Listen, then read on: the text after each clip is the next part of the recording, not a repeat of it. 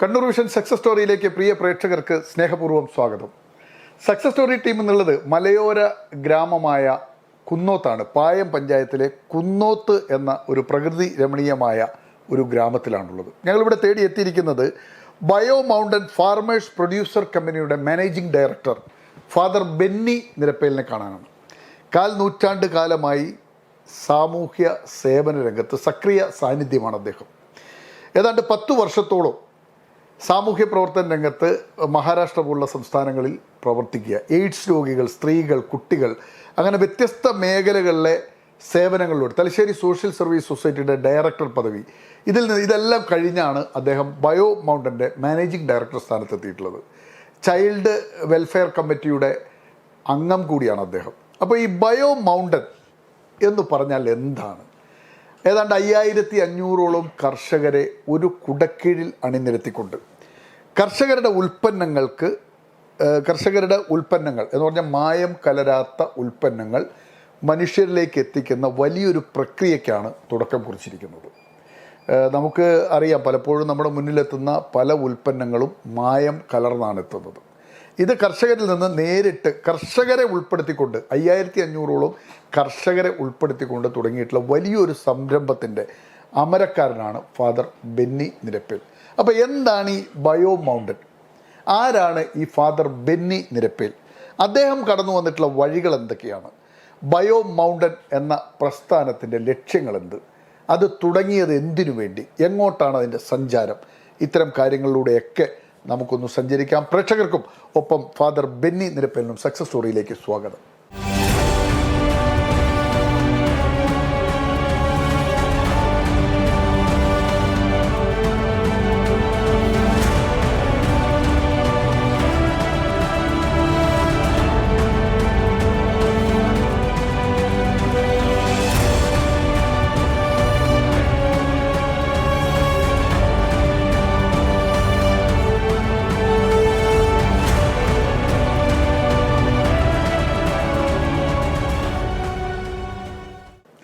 നമസ്കാരം.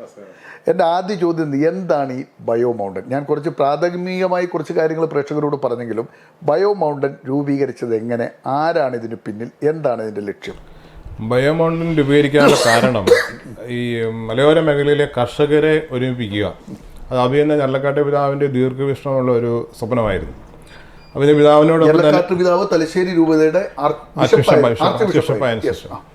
അതോടൊപ്പം ബഹുമാനപ്പെട്ട ആശാരിപ്പറമ്പിലച്ചൻ. ആശാരിപ്പറമ്പിൽ എന്ന് പറഞ്ഞാൽ അങ്ങനെ ഫുൾ പേര് പറഞ്ഞില്ല. ആശാരിപ്പറമ്പിൽ എന്ന് പറഞ്ഞാൽ പ്രേക്ഷകർക്ക് എല്ലാവർക്കും അത് മനസ്സിലാവും. മാത്യു ആശാരിപ്പറമ്പിലച്ചൻ, മാത്യു തലശ്ശേരി രൂപതയിലെ തന്നെ വൈദികനാണ്. ഇപ്പൊ തലപ്പറമ്പിൽ വികാരിയാണ്. അച്ഛന്റെ നേതൃത്വത്തിൽ ബാനയുടെ ഒറ്റപ്പാലാക്കൽ അച്ഛൻ്റെയൊക്കെ ദീർഘഭീഷണമുണ്ട്. കാവനാടി അച്ഛനുണ്ട്. അത് വന്നുകൊണ്ടായ അൽമായരായിരിക്കുന്ന ആൾക്കാർ അംഗീകർന്നിട്ടുണ്ട്. അപ്പം പിന്നെ പാമ്പളാനി പിതാവ് ഓക്സിലറി ബിഷപ്പായിട്ടുണ്ട്. മാർ ജോർജ് ഞെർലക്കാട്ട് ആർച്ച് ബിഷപ്പും മാർ ജോസഫ് പാമ്പളാനി ഓക്സിലറി ബിഷപ്പും സഹായമെത്രാനായിരിക്കുന്ന കാലത്താണ് ഈ ആശയം വരുന്നത്. അപ്പൊ അങ്ങനെ അന്ന് ഇതിനെ ചുക്കാൻ പിടിച്ചത് ബഹുമാനപ്പെട്ട മാത്യു ആശാരിപ്പറമ്പിൽ, പിന്നെ ബഹുമാനപ്പെട്ട കാവനാടി അച്ഛൻ, ഒറ്റപ്പാലാക്കൽ അച്ഛൻ, കാവനാടിയുടെ ഫുൾ പേരെന്താണ്? ജോസഫ് കാവനാടി. 3 വൈദികര് അതിന്റെ അടുത്ത് ഉണ്ടായിരുന്നു. അപ്പൊ അതോടൊപ്പം തന്നെ മറ്റേ അൽമായരായിരിക്കുന്ന ആൾക്കാർ, പ്രമുഖ ആൾക്കാർ അതിന്റെ അകത്ത് മെമ്പർഷിപ്പ് എടുത്തവരുണ്ട്. മെമ്പർമാരുണ്ട് ഇപ്പോൾ നിലവിൽ നമുക്ക് 5550 മെമ്പർമാർ. 5550 കർഷകരാണോ? എല്ലാവരും കർഷകരാണ്. ആശയം എങ്ങനെയാണ് രൂപപ്പെട്ടത്? ഇപ്പം കർഷകരെ പിതാവിന്റെയും അന്നത്തെ വൈദിക അച്ഛന്മാരുടെയും ഒരു ആഗ്രഹം, കർഷകരെ എങ്ങനെയും അവർ ഒത്തിരി വിഷമത്തിലേക്ക് കടന്നു പോകുന്നു, പക്ഷെ അവരെ ഒരുമിപ്പിക്കുകയും കർഷകർക്ക് പുതിയ സംരംഭങ്ങളെ കൊണ്ടുവരാൻ അവരെ സഹായിക്കുകയും ചെയ്യുന്നുള്ള ഒരു താല്പര്യമായിരുന്നു. അപ്പം അങ്ങനെ വന്നുകൊണ്ടാണ് തുടങ്ങിയത്. ഇതിപ്പോൾ 2022 ഇത് അവസാനമാണ് ഞാൻ അതിന്റെ ഉത്തരവാദിത്തത്തിലേക്ക്. ആദ്യം ഇതിന്റെ പ്രഥമ ചുമതല ആർക്കായിരുന്നു? പ്രഥമ ചുമതല ബഹുമാനപ്പെട്ട ആശാരിപ്പറമ്പിലച്ചനും ഒറ്റപ്പാലാക്കലച്ചനുമായിരുന്നു. രണ്ടുപേർക്കായിരുന്നു. ഇൻഫാമിന്റെ ദേശീയ ചെയർമാനായിരുന്നു. ദേശീയ ചെയർമാനായിരുന്നു. അദ്ദേഹത്തിന്റെ നേതൃത്വത്തിലാണ് അദ്ദേഹം തുടങ്ങിയിരിക്കുന്നത്. അപ്പൊ അന്ന് ബഹുമാനപ്പെട്ട കാവനാടേശനും അത് സഹായമായിട്ടുണ്ടായിരുന്നു. അപ്പൊ അവരുടെ അനുഭവങ്ങൾ അതിന്റെ സഹായം കൂടുതലിട്ടുണ്ട്. പ്രഥമ ഡയറക്ടർ മാനേജിംഗ് ഡയറക്ടർ ബഹുമാനപ്പെട്ട മാത്യു ആശാരിപ്പറമ്പിലച്ചനായിരുന്നു. ഫസ്റ്റ് യോഗത്തിൽ എത്ര പേര് പങ്കെടുത്തായിരുന്നു? ഫസ്റ്റ് യോഗത്തിൽ എനിക്ക് വന്നത് താങ്കൾ ഉണ്ടായിരുന്നു. എങ്ങനെയാണ് അതിന്റെ ഒരു ചരിത്രം? അത് ഇങ്ങനെ ആൾക്കാർ കർഷകരെ കണ്ടു, കർഷകരുടെ സംരംഭങ്ങളിലേക്ക് അച്ഛനും ആശാരിപ്പൻ ബസ്സിനും ആൾക്കാരോട് പോയി ബന്ധപ്പെട്ട നമ്മുടെ പ്രിയപ്പെട്ട ജേക്കബ് സാറിൻ്റെ ചാർട്ടേഡ് അക്കൗണ്ട് ജേക്കബ് സാറിൻ്റെ സഹായത്തോടെ അതിൻ്റെ കമ്പനി ഫോം രജിസ്റ്റർ ചെയ്തു. അങ്ങനെയാണ് തുടക്കത്തിൽ തുടങ്ങി വന്നു. ഈ കമ്പനി എങ്ങനെയാണ് രജിസ്റ്റർ ചെയ്തിരിക്കുന്നത്? കമ്പനി ആക്ട് അനുസരിച്ച് രജിസ്റ്റർ ചെയ്തിരിക്കുന്നത്. ഫാം പ്രൊഡ്യൂസ് കമ്പനി ആക്ട് അനുസരിച്ചാണ് രജിസ്റ്റർ ചെയ്തിരിക്കുന്നത്. ഇതിനകത്ത് അംഗങ്ങളാകണമെങ്കിൽ കർഷകരായിരിക്കണം. വേറെന്താണ് ക്രൈറ്റീരിയ? വേറെ കർഷകരായിരിക്കണം, മെമ്പർഷിപ്പ് എടുക്കണം. മെമ്പർഷിപ്പിന്റെ ഫീ എത്രയാണ്? മെമ്പർഷിപ്പ് നമുക്ക് ഇൻഡിവിജ്വൽ ആയിട്ട് എടുക്കുന്നവർ 50,000 രൂപ ഷെയർ എടുക്കുന്നവരുണ്ട്. 25 രൂപയുടെ ഗ്രൂപ്പായിട്ട് വരുമ്പോൾ 1,000 രൂപ ഷെയർ എടുത്ത് 25,000 രൂപയുടെ ഷെയർ എടുക്കുന്നവരുണ്ട്. അങ്ങനെ അതിന് ഫാർമേഴ്സ് ഇൻട്രസ്റ്റ് ഗ്രൂപ്പ് എന്ന് പറയും. അങ്ങനെ ഗ്രൂപ്പ് ആയി എടുക്കുന്നത്. എത്ര ഗ്രൂപ്പുകളാണ് ഇപ്പോൾ ഉള്ളത്? ഇപ്പൊ നമുക്ക് ഏതാണ്ട് 130ഓളം ഗ്രൂപ്പുകളുണ്ട്. 130 ഗ്രൂപ്പ്, 55,550 അംഗങ്ങളുണ്ട്. അംഗങ്ങളെ ലിമിറ്റ് ചെയ്തോ? ഇനി വേണ്ടാന്ന് തീരുമാനിച്ചിട്ടുണ്ടോ? അല്ല, നമുക്ക് എടുക്കാം. എത്ര എടുക്കാം? നമ്മുടെ പമ്പ്ലാൻ പിതാവ് പറഞ്ഞിരിക്കുന്നത് നമുക്കൊരു 25,000 പേരിലേക്ക് പോകണം എന്നാണ് പറഞ്ഞിരിക്കുന്നത്. അപ്പൊ ആ രീതിയിൽ നമ്മൾ ലക്ഷ്യം വെച്ച് മുന്നേറുന്നുണ്ട്. കാരണം ഞാൻ എൻ്റെ എടുക്കുമ്പോൾ നമുക്ക് 30 പേരാണ് ഉണ്ടായിരുന്നത് 2022 അവസാനമായപ്പോൾ അംഗങ്ങളുണ്ടായിരുന്നത്. പക്ഷേ 5,000 നമ്മൾ വാങ്ങിയ കമ്പനി വളരുന്നുണ്ട്, അല്ലെങ്കിൽ ആൾക്കാർ അതിനെ അപ്രീഷിയേറ്റ് ചെയ്യുന്നുണ്ട്, ആൾക്കാരെ വെൽക്കം ചെയ്യുന്നതിന്റെ അടയാളമാണ്. നമ്മുടെ കമ്പനി എല്ലാവരും ഉണ്ട്, നാനാജി മതസ്ഥരെ എല്ലാവരും, കർഷകരെ എല്ലാവരും ഇതിനകത്ത് മെമ്പർമാരായിരിക്കണമെന്ന് മാത്രമേ ഉള്ളൂ. മതമോ ജാതിയോ രാഷ്ട്രീയമോ പ്രശ്നം എല്ലാവരും ഇതിനകത്തുണ്ട്. തലശ്ശേരി അതിരൂപതാനം നേതൃത്വം കൊടുക്കുന്നു മാത്രമേ. ഈ ആസ്ഥാനം ഇരിക്കുന്ന ഇത് എത്ര ഏക്കർ സ്ഥലത്താണ്? ഇതിപ്പോ നമുക്ക് കമ്പനിക്ക് വേണ്ടിയിട്ട് പിതാവിടെ 10 ഏക്കർ സ്ഥലം ഒരു പാർക്കിന് വേണ്ടി തന്നിട്ടുണ്ട്, ഇൻഡസ്ട്രിയൽ പാർക്കിന് വേണ്ടി. ഈ ബയോ മൗണ്ടൻ ഈ കമ്പനി ആദ്യം പുറത്തിറക്കിയ പ്രൊഡക്റ്റ് എന്താണ്? ബയോമൗണ്ടൻ ആദ്യം പ്രൊഡക്റ്റ് ഇറക്കി നമ്മൾ ചായപ്പൊടിയാണ് നമ്മൾ ഇറക്കിയത്. ചെമ്പേരി നിന്നാണ് നമ്മൾ ഇറക്കി. ചെമ്പേരി നമ്മൾ ഇറക്കി നമ്മുടെ നെല്ലിപ്പാറയുള്ള ഇൻഡസ്ട്രിയൽ പാർക്ക്, ഒരു ബ്ലോക്ക് പഞ്ചായത്തിന്റെ പാർക്കിൽ നമ്മൾ ചെറിയ സ്ഥലം എടുത്തിട്ട് അവിടെയാണ് തുടങ്ങിയിരിക്കുന്നത്. അതിനുശേഷമാണ് നമ്മളിപ്പോൾ ഇവിടെ എത്തിയ സ്ഥലം തന്നു ഇവിടെ നമ്മളൊരു സ്പൈസസ് യൂണിറ്റ് തുടങ്ങിയിരിക്കുന്നത്. പക്ഷേ ബയോമൗണ്ടൻ കമ്പനിയുടെ ലക്ഷ്യം എന്ന് പറഞ്ഞാൽ ഇതൊരു പ്രൊഡക്ഷൻ മാത്രമല്ല. ബയോമൗണ്ടൻ കമ്പനിയുടെ ലക്ഷ്യങ്ങൾ എന്തൊക്കെയാണ്? ലക്ഷ്യങ്ങൾ പറഞ്ഞാൽ നമുക്ക് ആൾക്കാർക്ക് നമ്മുടെ ക്വാളിറ്റിയുള്ള മനുഷ്യർ ഉണ്ടാക്കുന്നു, നമ്മുടെ കർഷകർ ഉണ്ടാക്കുന്നുണ്ട്. എന്തൊക്കെ സാധനങ്ങളാണ് കൃഷിക്കാരന് നമുക്ക് ഉദാഹരണം പറഞ്ഞ കുരുമുളക് ഉണ്ടാക്കുന്ന കർഷകന് മലബാറിലെ കുരുമുളകാണ് ലോകത്തിലെ ഏറ്റവും നല്ല കുരുമുളക്, ബെസ്റ്റ് കുരുമുളകാണ്. പക്ഷെ മലബാറിലെ പക്ഷേ നമുക്ക് അതിന് വില കിട്ടുന്നത്. കാരണം അതുകൊണ്ട് ഇവിടെ തന്നെ വിദേശികൾ ആദ്യകാലത്ത് ഇപ്പോൾ ഇവിടെ പോർട്ടീസ് ആൾക്കാരിവിടെ വന്നിട്ടുണ്ട്, സായിപ്പന്മാർ ആൾക്കാരിവിടെ വന്ന് സാധനം മേടിച്ചുകൊണ്ട് പോയിട്ടുണ്ട്. പക്ഷേ ഇന്ന് നമുക്ക് അതിന് വലിയ പോകാനുള്ള കാരണം ഒന്ന് നമ്മുടെ പ്രവർത്തന രീതി, അതായത് കൃഷിക്കാരൻ പറിച്ചു കൊണ്ടുവന്ന് ഇതിനെ കയറി ചവിട്ടി മതിച്ച് പിന്നെ അത് പിന്നെ നിലത്തിട്ട് ഉണങ്ങും, അതിനകത്ത് മണ്ണും പൊടിയും ഒക്കെ വരും. അതുകൊണ്ട് പരിസ്ഥിതി അതിനകത്ത് മായം ഉണ്ടെന്ന് പറയും. പിന്നെ അത് ഇങ്ങനെ ചവിട്ടി മരിക്കുന്ന കണ്ട ഉദ്ദേശത്തുള്ളവർ മേടിക്കാനായിട്ട് താല്പര്യപ്പെടുകയില്ല. പക്ഷേ അതിൽ നിന്ന് സ്പൈസസ് ബോർഡിന്റെ സഹായത്തോടെ നമുക്ക് ഇതുണ്ട്, മെഷീനുകളുണ്ട്, ഉണങ്ങാനായിട്ട് മെഷീനുണ്ട്, മെതിക്കുന്ന മെഷീനുമുണ്ട്. ഈ 2 മെഷീനും സ്പൈസസ് ബോർഡ് ഗവൺമെന്റ് സബ്സിഡി കൊടുക്കുന്നുണ്ട്. ഒന്നിന് 20,000 സബ്സിഡി, ഒന്ന് 15,000 സബ്സിഡി. അപ്പോൾ 30,000 രൂപ ഉണ്ടെങ്കിൽ നമ്മുടെ ഒരു ഗ്രാമത്തിൽ വാങ്ങി വെക്കുക. വെച്ച് കഴിഞ്ഞാൽ അവൻ അവിടെ ഉണ്ടാക്കുന്ന കർഷകന്റെ ഉൽപ്പന്നങ്ങളെ ക്വാളിറ്റിയുള്ള പ്രൊഡക്റ്റാക്കി മാറ്റിയാൽ ഇന്നുണ്ടാകുന്ന 600 രൂപയുടെ കുരുമുളകിന് അത് 800ലേക്ക് അതിലേക്ക് എത്തിക്കാൻ വേണ്ടി പറ്റും. നമ്മളിൽ കർഷകന് അധ്വാനിക്കുന്നു, പക്ഷെ അവന് ചെറിയൊരു അവരുടെ ഒരു സഹായം, ഒരു ഗൈഡൻസ് കൊടുത്തു കഴിഞ്ഞാൽ. സാധാരണ നമ്മൾ കുരുമുളക് ഇങ്ങനെ ഒരു മുറ്റത്തൊക്കെ ഇങ്ങനെ ഉണങ്ങാൻ ചവിട്ടിയിട്ട് അത് കുരുക്കളാക്കുന്നതൊക്കെയാണ് കണ്ടിരിക്കുന്നത്. അതാണ് രീതി. അങ്ങനെയാണ്. ഇപ്പൊ അത് മാറി. അത് മാറാനുള്ള പ്രവൃത്തി നിങ്ങൾ ചെയ്യാൻ തുടങ്ങിയ അതുപോലെ നമ്മൾ ആൾക്കാർ പറഞ്ഞു. അതുപോലെ നമുക്ക് ഇത് വാല്യൂ ആഡഡ് പ്രൊഡക്റ്റ് ഉണ്ടാക്കാൻ വേണ്ടി പറ്റും. ഇപ്പോൾ കഴിഞ്ഞ വർഷം മാടക്കത്തറയിൽ അവിടുത്തെ ഡയറക്ടർ വന്നപ്പോൾ എന്നെ വിളിച്ചിട്ട് ഞാനവിടെ പോയി. അപ്പോൾ അവിടെ നിന്നപ്പോഴാണ് ഞാൻ അറിയുന്നത് കശുമാം പഴത്തിൻ്റെ അകത്ത് നിന്ന് ഏതാണ്ട് 15ഓളം ഉൽപ്പന്നം ഉണ്ടാക്കാൻ പറ്റും. കശുമാം പഴത്തിൽ നിന്ന് 15ഓളം ഉൽപ്പന്നം ഉണ്ടാക്കാൻ വേണ്ടി പറ്റും. അതിൻ്റെ പുട്ടുപൊടി, അതുകൊണ്ട് ദോശ ഉണ്ടാക്കുന്നു, അതുകൊണ്ട് മിഠായി ഉണ്ടാക്കുന്നു, സ്ക്വാഷ് ഉണ്ടാക്കുന്നു, അതിൻ്റെ സോഡ ഉണ്ടാക്കുന്നു. ആ സോഡയൊക്കെ വെള്ളം നല്ല മാങ്ങ കൊണ്ട് ഉണ്ടാക്കുന്നു. എല്ലാവർക്കും ഒന്നും അറിയത്തുള്ളൂ. കശുമാം പഴത്തെ ഒരു വെള്ളം കുടിച്ചിട്ടുള്ളൂ, എല്ലാവർക്കും ഒരു വെള്ളം ഉണ്ടാക്കാൻ അറിയുന്നു.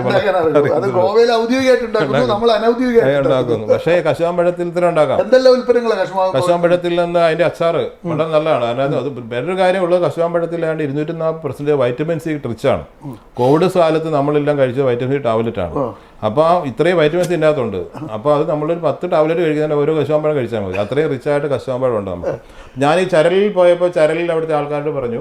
അപ്പോൾ അവർ കശുമാമ്പഴം തീരുന്ന സമയമായിരുന്നു. 2 മാസം കൊണ്ട് അവർ ഓടി നടന്ന് പലയിടത്ത് കിട്ടി കശുമാമ്പഴം പറിച്ച്.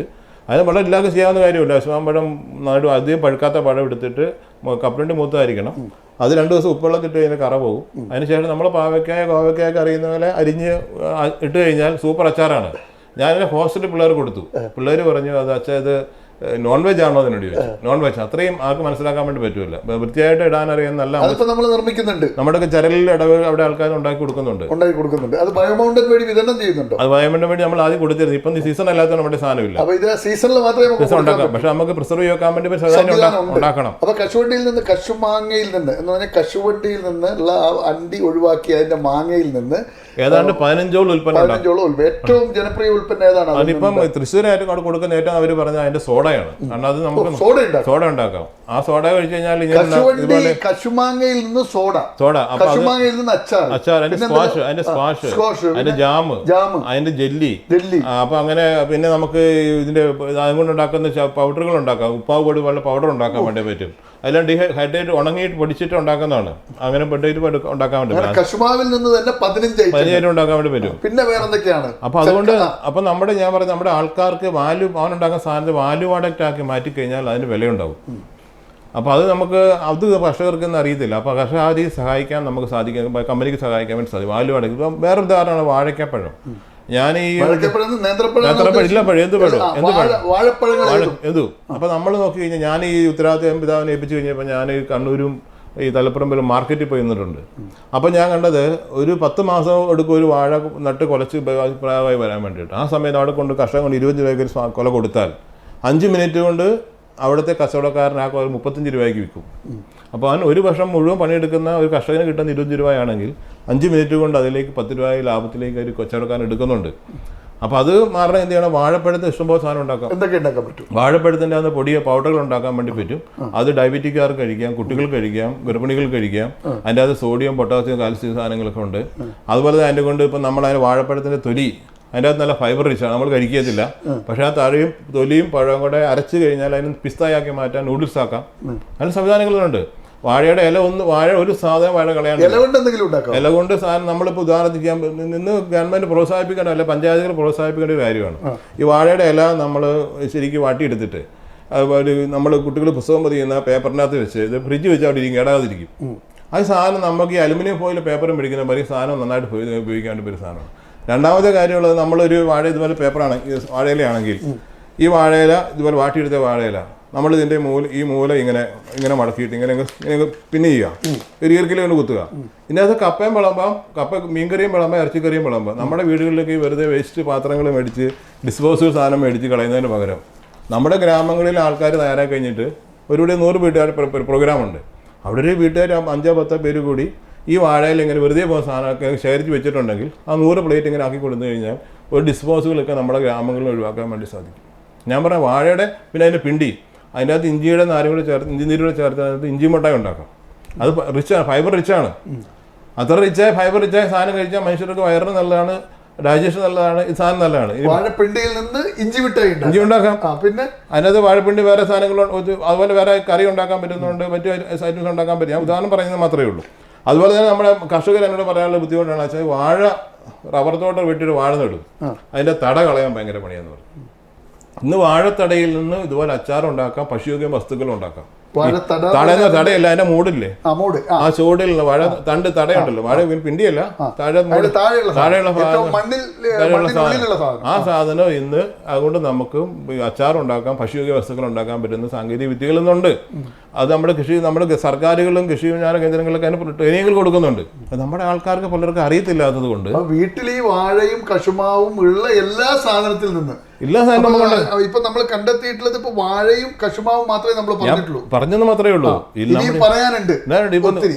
അങ്ങനെയുള്ള എത്ര ഉൽപ്പന്നങ്ങളാണ് ഇപ്പം ഫാദർ ബെന്നി ലക്ഷ്യം വെച്ചിട്ടുള്ളത്? ഏതൊക്കെ ഇപ്പൊ നമ്മള് മലയോരത്ത് ഏറ്റവും കൂടുതൽ ഇപ്പം കപ്പയാണല്ലോ ഉണ്ടാകുന്നത്. കപ്പയുടെ ഉൽപ്പന്നങ്ങൾ ഇതുപോലെ ഉണ്ടാക്കാൻ പറ്റും. ഉദാഹരണത്തിന് ലേസ്, നമ്മുടെ കുട്ടികൾക്ക് മനുഷ്യർക്ക് ലേസാണ്. കപ്പയും കൊണ്ട് നമുക്ക് ലേസ് ഉണ്ടാക്കാൻ വേണ്ടി പറ്റും. അത് ഏറ്റവും സ്വാദിഷ്ടമായ രീതിയിൽ ലേസ് ഉണ്ടാക്കാൻ വേണ്ടി കപ്പയുണ്ട് സാധിക്കുന്നുണ്ട്. പിന്നെ കപ്പയുടെ തന്നെ സ്റ്റാർച്ച് നമുക്ക് എടുത്തിട്ട് ഉണ്ടാക്കാൻ വേണ്ടി സാധിക്കും. കപ്പയിൽ നിന്ന് ലേസ് സ്റ്റാർച്ച് എടുക്കാൻ വേണ്ടി പറ്റും. പിന്നെ ആ കപ്പയുടെ ഇതുപോലെ തന്നെ വിവിധ ഉൽപ്പന്നങ്ങൾ നമുക്ക് കപ്പയ്ക്കകത്തുനിന്ന് ഉണ്ടാക്കാൻ വേണ്ടി സാധ്യത ഉണ്ട് നമുക്കുണ്ട്. അപ്പൊ അതിനുള്ള അതുകൊണ്ടുള്ള ഒരു സംരംഭം തുടങ്ങണമെന്ന് അഭിനയ പിതാവ് പറഞ്ഞിട്ടുണ്ട്. അതുകൊണ്ട് നമ്മൾ കപ്പയുടെ ആരംഭിക്കാനായിട്ട് സമയം കപ്പ കൊണ്ടുള്ള കപ്പയാണല്ലോ മലയോരത്ത് ഏറ്റവും കൂടുതൽ രണ്ടാമത്തെ ഒരു കാര്യം അതിനകത്തുള്ളത് ഈ കാലിത്തീറ്റയ്ക്ക് നന്നായിട്ട് ഉപയോഗിക്കാൻ വേണ്ടി പറ്റും ഇത്. ഈ നമ്മുടെ കാലിത്തീറ്റ ഇന്ന് കൃഷി ചെയ്യുന്ന കർഷകർ പശു വളർത്തുന്ന ഒരു നഷ്ടത്തിലേക്ക് പോകാനുള്ള കാരണം എന്ന് പറയുന്നത്, ഞാൻ ഇതിനെക്കുറിച്ച് പഠിച്ച് മനസ്സിലാക്കിയത്, ഒരു പശുവിനെ വളർത്താൻ വേണ്ടി ഏതാണ്ട് 75 രൂപ ഒരു ദിവസം ചിലവുണ്ട്. അന്നെങ്കിൽ നിങ്ങളായാലും ചിന്തിച്ചിട്ടുണ്ടോ നമുക്ക് കഴിക്കാൻ എത്ര രൂപ വേണം ഒരു ദിവസം? ആരും ചിന്തിച്ചിട്ടുണ്ട് ഈ കാര്യമില്ല. പക്ഷെ നമുക്കൊരു വേൾഡ് ഹെൽത്ത് ഓർഗനൈസേഷൻ്റെ അല്ലെങ്കിൽ ന്യായമായ രീതിയിൽ ഇന്ത്യയിൽ ഒരു കാര്യത്തിന് ഒരാൾക്ക് ജീവിക്കണമെങ്കിൽ 20 രൂപ മതി. കാരണം സർക്കാർ 5 രൂപയുടെ അരി കൊടുക്കുന്നുണ്ട്, അല്ലെങ്കിൽ 20 അരി കിട്ടുന്നുണ്ട്. ആ 1 കിലോ അരി വാങ്ങിക്കഴിഞ്ഞാൽ നമുക്ക് 4 5 നേരം കഴിക്കാം, ഒരാൾക്ക് കഴിക്കാം. നമ്മുടെ അത്യാവശ്യം കറികളോടെ ഉണ്ടെങ്കിൽ ഒരാൾക്ക് ഇന്ത്യയിൽ ജീവിക്കണമെങ്കിൽ 20 രൂപ മതി. പക്ഷേ പശുവിന് പോരണമെങ്കിൽ 70 രൂപ. അതുകൊണ്ടാണ് മനുഷ്യന് ജീവിക്കണമെങ്കിൽ 25 രൂപ മതി എന്നാണ് ലോകാരോഗ്യ സംഘടനയുടെ. അല്ലെങ്കിൽ നമ്മുടെ സാധാരണ ഒരു ആരോഗ്യ സംഘടന കണക്കനുസരിച്ച് എത്ര മതി? 75 രൂപ വേണം ഒരു പശുവിന് ജീവിക്കാൻ വേണ്ടി. അപ്പൊ അതുകൊണ്ട് കാരണം കാലിത്തീറ്റയ്ക്ക് വില കൂടുതലാണ്. പിന്നെ അവന്റെ ചെലവും കാര്യങ്ങളും മരുന്നും മറ്റു ഉൽപ്പാദനങ്ങളും 70 രൂപ ഒരു ദിവസം മുടക്കേണ്ട. അപ്പൊ അതുകൊണ്ട് എനിക്ക് പറയണത്, ഞാൻ ഒരു ഇതിന്റെ എനിക്ക് മനസ്സിലായി, നമുക്ക് ഈ കപ്പയ്ക്കകത്തൊന്നും കൊണ്ട് കാലിത്തീറ്റുണ്ട്. കാരണം കാലിത്തീറ്റയിൽ മെയ്സ് ഉണ്ട്, മെയ്സിൻ്റെ അകത്താണ് സ്റ്റാർച്ച് ഉള്ളത്. അപ്പോൾ അതുകൊണ്ടാണ് ഇത്ര വില കൂടുന്നത്. അപ്പോൾ ഈ കപ്പയ്ക്കകത്ത് തന്നെ അതിനേക്കാളും സ്റ്റാർച്ച് കപ്പയിലുണ്ട്. അപ്പം നമുക്ക് ആ രീതിയിൽ വാണിജ്യാടിസ്ഥാനത്തിൽ ഇന്ന് കപ്പ ഉണ്ടാക്കാനും അതുകൊണ്ട് ഇങ്ങനെ രീതി കാലിത്തീറ്റ ഉണ്ടാക്കാൻ സംരംഭത്തിലേക്ക് മലയാളത്തിലെ കർഷകൻ അല്ലെങ്കിൽ സംരംഭകർ മുന്നോട്ട് വന്നു കഴിഞ്ഞാൽ ഈ കപ്പ നമുക്ക് നല്ല രീതിയിൽ ഉപയോഗപ്പെടുത്താൻ വേണ്ടി സാധിക്കും. കാലിത്തീറ്റ എടുത്താൽ അതിന് വേണ്ട മാറ്റം വരുത്തി കഴിഞ്ഞാൽ പശു വളർത്തുന്നവർക്ക് ഇത് പരാമകരമാക്കി. മലയോരം എന്ന് കേൾക്കുമ്പോ കപ്പ എന്ന് തന്നെ ആദ്യം ഓർമ്മ വരുന്നത്. പറയും പൂളച്ചേട്ടന്മാര് കപ്പ, അത് അങ്ങനെയൊക്കെ ആളുകൾ തമാശയാണെങ്കിലും സംസാരിക്കാറുണ്ട്. അത്രയേറെ കപ്പയുമായി ബന്ധപ്പെട്ട് കിടക്കുന്ന ഒരു സമൂഹമാണ്. അപ്പൊ കപ്പ കൊണ്ട് ഇത്രയധികം സാധനങ്ങൾ ഉണ്ടാക്കാമെന്നൊരു. പിന്നെയുള്ളത് നമ്മളുണ്ടല്ലേ ഈ നോർത്ത് ഇന്ത്യയിൽ അവരെല്ലാം പലരും ഫാസ്റ്റിംഗ് എടുക്കുന്ന ആൾക്കാരുണ്ടല്ലോ. അപ്പൊ അവര് പറയാൻ കഴിയുന്നത് സാവധാനം ഒരു സാധനം, നമ്മുടെ ഇവിടെ സാവധാനം കിട്ടുമല്ലോ, ചെറിയൊരു സാധനമുണ്ട് സാവധാനം എന്ന് പറയുന്ന സാധനം, അത് കപ്പയിലുണ്ടാക്കുന്നത്. അത് കപ്പയിലുണ്ടാക്കുന്നത് ഞാൻ മഹാരാഷ്ട്രയിലുള്ള കണ്ടിട്ടുണ്ട്. അവിടെ ഇങ്ങനെ കപ്പ ഇങ്ങനെ ഇട്ടിട്ട് ട്രാക്ടർ വന്ന് പറിച്ചെടുക്കുന്നു, അത് വെച്ചിട്ട് ഫാക്ടറിയിലേക്ക് പോകുന്നു, കപ്പ പിടിച്ചിട്ട് അതിനകത്ത് നിന്നാണ് നമ്മളും പലരും കഴിക്കാറുണ്ട്. ഈ വയറ്റ് രസം വരുമ്പോൾ മറ്റു വരുന്ന സംഭവം ആൾക്കാർ ഇവിടെയും കൊടുക്കാറുണ്ട്. സാവധാനം പറയുന്ന സാധനം. മലബാറിൽ ഏറ്റവും സുപരിചിതമായ കശുവണ്ടി മലയോരത്തുണ്ട്, കപ്പയുണ്ട്, ചക്കയിൽ നിന്നും അതുപോലെ ചക്കയുണ്ട്. ചക്കയിൽ ഓൾറെഡി നമ്മൾ കരുവഞ്ചാലിൽ, ഞാൻ ടി എസ് ഡയറക്ടറായ സമയം നമ്മുടെ കരുവഞ്ചാലിൽ നമ്മുടെ അവിടുത്തെ ആൾക്കാർ ടി എസിന്റെ പ്രവർത്തകര് ചക്കയിൽ നിന്ന് 10-15 ഉൽപ്പന്നങ്ങൾ ഉണ്ടാക്കിയാൽ ഇപ്പൊ നമ്മള് മിനിമം നോക്കിയാല് കശുമാങ്ങ, അതുപോലെ തന്നെ വാഴ, കപ്പ, ചക്ക, ഇത്തരം ദൈനംദിന പറമ്പിലിടാവുന്ന സാധനങ്ങളിൽ നിന്ന് തന്നെ നൂറുകണക്കിന് ഉൽപ്പന്നങ്ങൾ ഉണ്ടാക്കി. അത് മാർക്കറ്റിൽ നിന്ന് ആൾക്കാർ ചോദിക്കുന്നുണ്ട്. ചക്കയുടെ ഒരു പ്രൊഡക്റ്റ് ഉണ്ടാക്കിയതിന് ചിലവാകാതിരിക്കുന്നില്ല, അന്നേരം ചിലവായി പോകണം. ആൾക്കാർക്ക് ആവശ്യമുണ്ട്, കാരണം എല്ലാത്തിനും ഉപകരിക്കാണ്ട്. ഇപ്പോൾ ഉദാഹരണത്തിന് ഞാനൊരിടത്ത് വായിച്ചത് അനുസരിച്ചാണെങ്കിൽ തമിഴ്നാട് ഗവൺമെന്റ് പറഞ്ഞിരിക്കുന്ന 5000 ഹെക്ടർ സ്ഥലത്ത് ചക്ക നടണമെന്നാണ് പറഞ്ഞത്, പ്ലാവ് നടണമെന്ന്.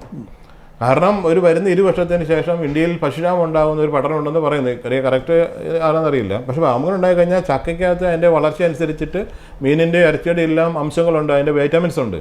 അപ്പം അതുകൊണ്ട് അത് മനുഷ്യർക്ക് അതിന് പലമായിട്ട് ഉപയോഗിക്കാൻ വേണ്ടി പറ്റും. അപ്പോൾ അത് ചെയ്യാണ്ടിരില്ല. അങ്ങനെ 5000 ഹെക്ടർ സ്ഥലത്ത് ആശയവും ബയോമൗണ്ടൻ നടപ്പിലാക്കാനുള്ള പരിപാടി ഉണ്ട്. ബയോമൗണ്ടൻ തീർച്ചയായിട്ടും നമ്മുടെ കൃഷികളെയാണ് നിങ്ങൾ പ്രോത്സാഹിപ്പിക്കാൻ ഉദ്ദേശിക്കുന്നത്? നമ്മൾ ഇങ്ങനെയുള്ള കർഷകന് വാല്യൂ ആഡഡ് ആയിട്ട് പ്രൊഡക്റ്റ് ഉണ്ടാക്കാൻ പറ്റുന്ന കൃഷികളെല്ലാം നമ്മൾ പ്രോത്സാഹിപ്പിക്കുന്നു. ബയോമൗണ്ടന്റെ കീഴിൽ എത്ര പ്രൊഡക്റ്റുകൾ രംഗത്ത്? ഇപ്പം നമ്മൾ നിലവിൽ പ്രൊഡക്റ്റ് ഇറക്കിയിരിക്കുന്നത് നമ്മുടെ സ്പൈസസിന്റെയാണ്, കറി പൗഡറുകളാണ്. നമ്മൾ 13ഓളം കറി പൗഡറുകൾ ഇപ്പം നമ്മൾ പുറത്തിറക്കി. 13 കറി പൗഡറുകൾ ബയോമൗണ്ടൻ ഇറക്കിയിട്ടുണ്ട്. Chicken masala, garam masala, fish, meat തുടങ്ങിയ, പിന്നെ മഞ്ഞൾപ്പൊടി, അങ്ങനെ തുടങ്ങിയ 13ഓളം കർഷകരിൽ നിന്ന് ശേഖരിക്കുന്ന സാധനങ്ങൾ ഉപയോഗിച്ച് തന്നെയാണ് ഉണ്ടാക്കുന്നത്. അതിനകത്ത് നമ്മൾ മുളക് നമുക്ക് ഇവിടെ കിട്ടാനില്ല, മുളകും മല്ലി മാത്രമേ നമ്മൾ പുറത്ത് വാങ്ങിക്കുന്നത്. അത് നമ്മളിപ്പം കർണാടകത്തിൽ ബേഡഗി എന്ന സ്ഥലത്ത് അവിടുന്ന് കൊണ്ടുവരും. പിന്നെ മല്ലി നമ്മൾ ഇവിടുന്ന് കേരളത്തിൽ തന്നെ നമ്മൾ മേടിക്കുന്നതാണ്, മല്ലിക്കാട് മേടിക്കുന്നവർ, വലിയ കച്ചവടക്കാരിൽ നിന്ന് വാങ്ങിക്കുന്നവർ. ബാക്കി സാധനമില്ല, അത് നമുക്ക് വേണ്ട ബാക്കി സ്പൈസസാണ് വേണ്ടത്.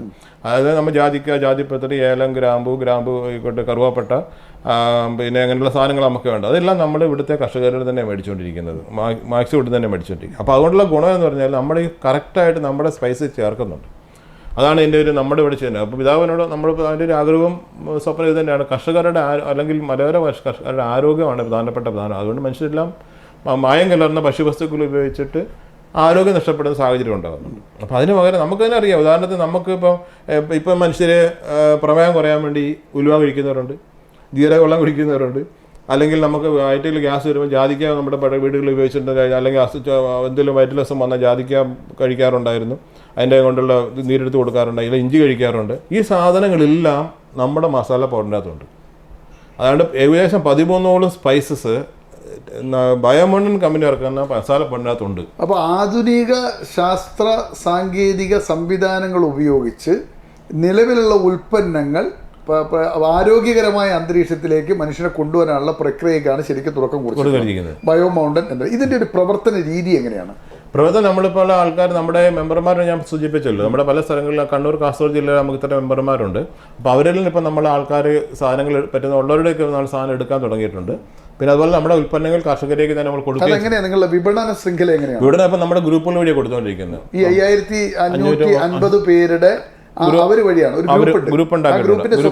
ഗ്രൂപ്പ് നമ്മളിപ്പോൾ നിലവിൽ സോഷ്യൽ സർവീസ് സൊസൈറ്റി TSSന് പല സ്ഥലങ്ങളിലും ഓഫീസുകളും സംവിധാനങ്ങളും ഉള്ളതുകൊണ്ട് ആ സംവിധാനത്തിലൂടെയാണ് നമ്മളിപ്പോൾ സാധനം ഇപ്പോൾ നിലവിൽ കൊടുത്തുകൊണ്ടിരിക്കുന്നത്. അല്ലാത്ത സ്ഥലങ്ങളിലെല്ലാം പള്ളികളിൽ ഇപ്പം പല സ്ഥലങ്ങളിലും ആരംഭിച്ചിട്ടുണ്ട്. ഇപ്പം നമ്മൾ ഇനി പുതിയ ഡിസ്ട്രിബ്യൂട്ടേഴ്സും ആൾക്കാരും മാർക്കറ്റിംഗ് ആൾക്കാർ നമ്മുടെ അടുത്ത് വരുന്നുണ്ട്. അപ്പം അങ്ങനെയായിട്ട് നമ്മൾ അവന് ചോദിക്കുന്നുണ്ട്. അപ്പോൾ ഞാൻ പറയാം, അതുകൊണ്ട് ഇത് നമ്മൾ മനസ്സിലാക്കേണ്ട ഒരു കാര്യം, ഈ നമ്മൾ ഈ ഭക്ഷണം കഴിച്ചു കഴിഞ്ഞാൽ നമ്മൾ ഈ സ്പൈസ് ഉപയോഗിച്ച് നമ്മൾ കറി കഴിച്ചു കഴിഞ്ഞാൽ നമുക്ക് ഈ സാധനമെല്ലാം നമ്മുടെ ശരീരത്തിൽ കിട്ടും. അതിന് പകരം നമ്മൾ പോയി ഇതൊന്നും ഉലുവായും അല്ലെങ്കിൽ വെള്ളമോ അല്ലെങ്കിൽ ജീരക വെള്ളമോ നമ്മൾ പോയി പ്രമേയം കുറയാൻ വേണ്ടിയിട്ട് അല്ലെങ്കിൽ മറ്റു കാര്യത്തിന് വേണ്ടിയിട്ട് ആരും കുടിക്കേണ്ട ആവശ്യമില്ല. കാരണം അതിൽ ജാതിക്കായ ഇല്ല, നമ്മുടെ ഇഞ്ചിയും ജാതിക്കായ ഇല്ല, നമ്മുടെ സ്പൈസസ് ചേരുന്നുണ്ട്. അതുകൊണ്ട് നമുക്ക് അസിഡിറ്റി, ഗ്യാസ് തുടങ്ങിയ സാധനം ഉണ്ടാവില്ല.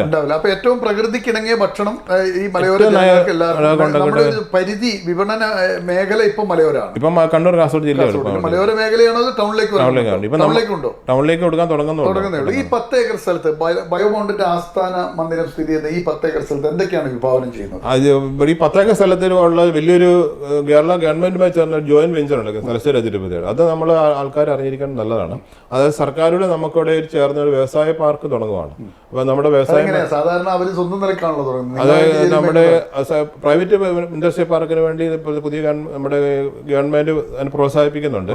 അവിടെ വ്യവസായ മന്ത്രി ഇപ്പോൾ ഈ രാജീവ് സാർ ഇവിടെ വന്നിരുന്നു. അത് അദ്ദേഹം വളരെ പേഴ്സണലായിട്ട് അതിനകത്ത് ശ്രദ്ധിക്കുന്ന കാര്യം വളരെ വളരെ ശ്ലാഘനീയമായ കാര്യമാണ്. വളരെ നല്ല അപ്രോച്ചാണ്. ഇവിടെ നിങ്ങളുടെ ഈ 10 ഏക്കർ സ്ഥലത്ത് വിഭാവനം നമുക്ക് ഇവിടെ എടുക്കുന്നവർക്കുണ്ട് അത് ബെനിഫിറ്റ്സ്.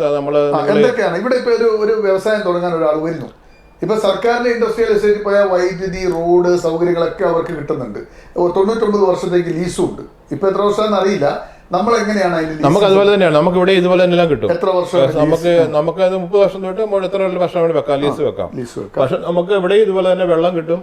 മെയിൻ റോഡ് മുതൽ ഇവിടം വരെ 21 വീല് വണ്ടി വരേണ്ട രീതിയിലുള്ള റോഡുകൾ കിട്ടും.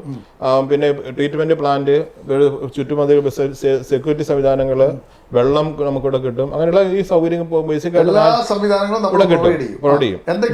ഇവിടെ തുടങ്ങുന്ന ഒരു വ്യക്തിക്ക് ഇവിടെ വന്ന് സംരംഭം തുടങ്ങിയാൽ മാത്രം മതി. അവിടെ സ്ഥലം എടുക്കുക, അവിടെ ആവശ്യത്തിന് കെട്ടിടം പണിത് അവിടെ തുടങ്ങാം.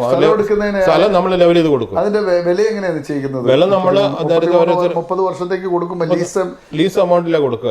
അത് ഓരോരുത്തർക്കും നമ്മളതിന് വേണ്ടി ഒരു ഫിക്സഡ് ആയിട്ട് എമൗണ്ട് വെച്ചിട്ടില്ല. ഉദാഹരണത്തിന് ഇപ്പം കഴിഞ്ഞ ദിവസങ്ങളിൽ നമ്മുടെ ചെറുപ്പക്കാരിവിടെ വന്നിട്ടുണ്ട്. അവരുടെ കാതിരക്കുള്ള ചെറുപ്പക്കാർ, അവര് പേരക്കാഴിക്കാന്ന് മാങ്ങയിൽ നിന്ന് പൾപ്പ് ഉണ്ടാക്കുന്നുണ്ട്.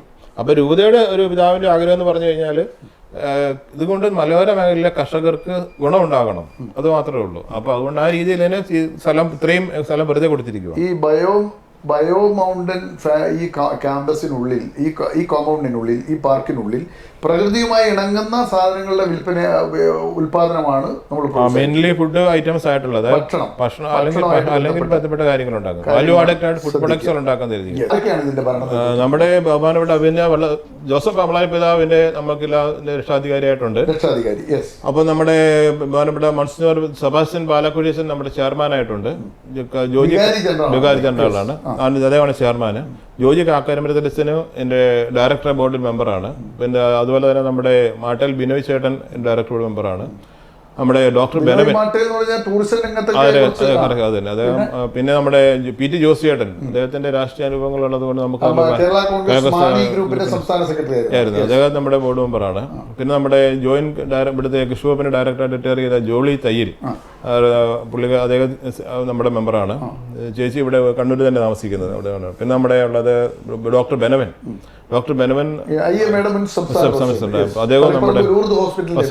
അദ്ദേഹം നമ്മുടെ ഡയറക്ടർ ബോർഡ് മെമ്പറാണ്.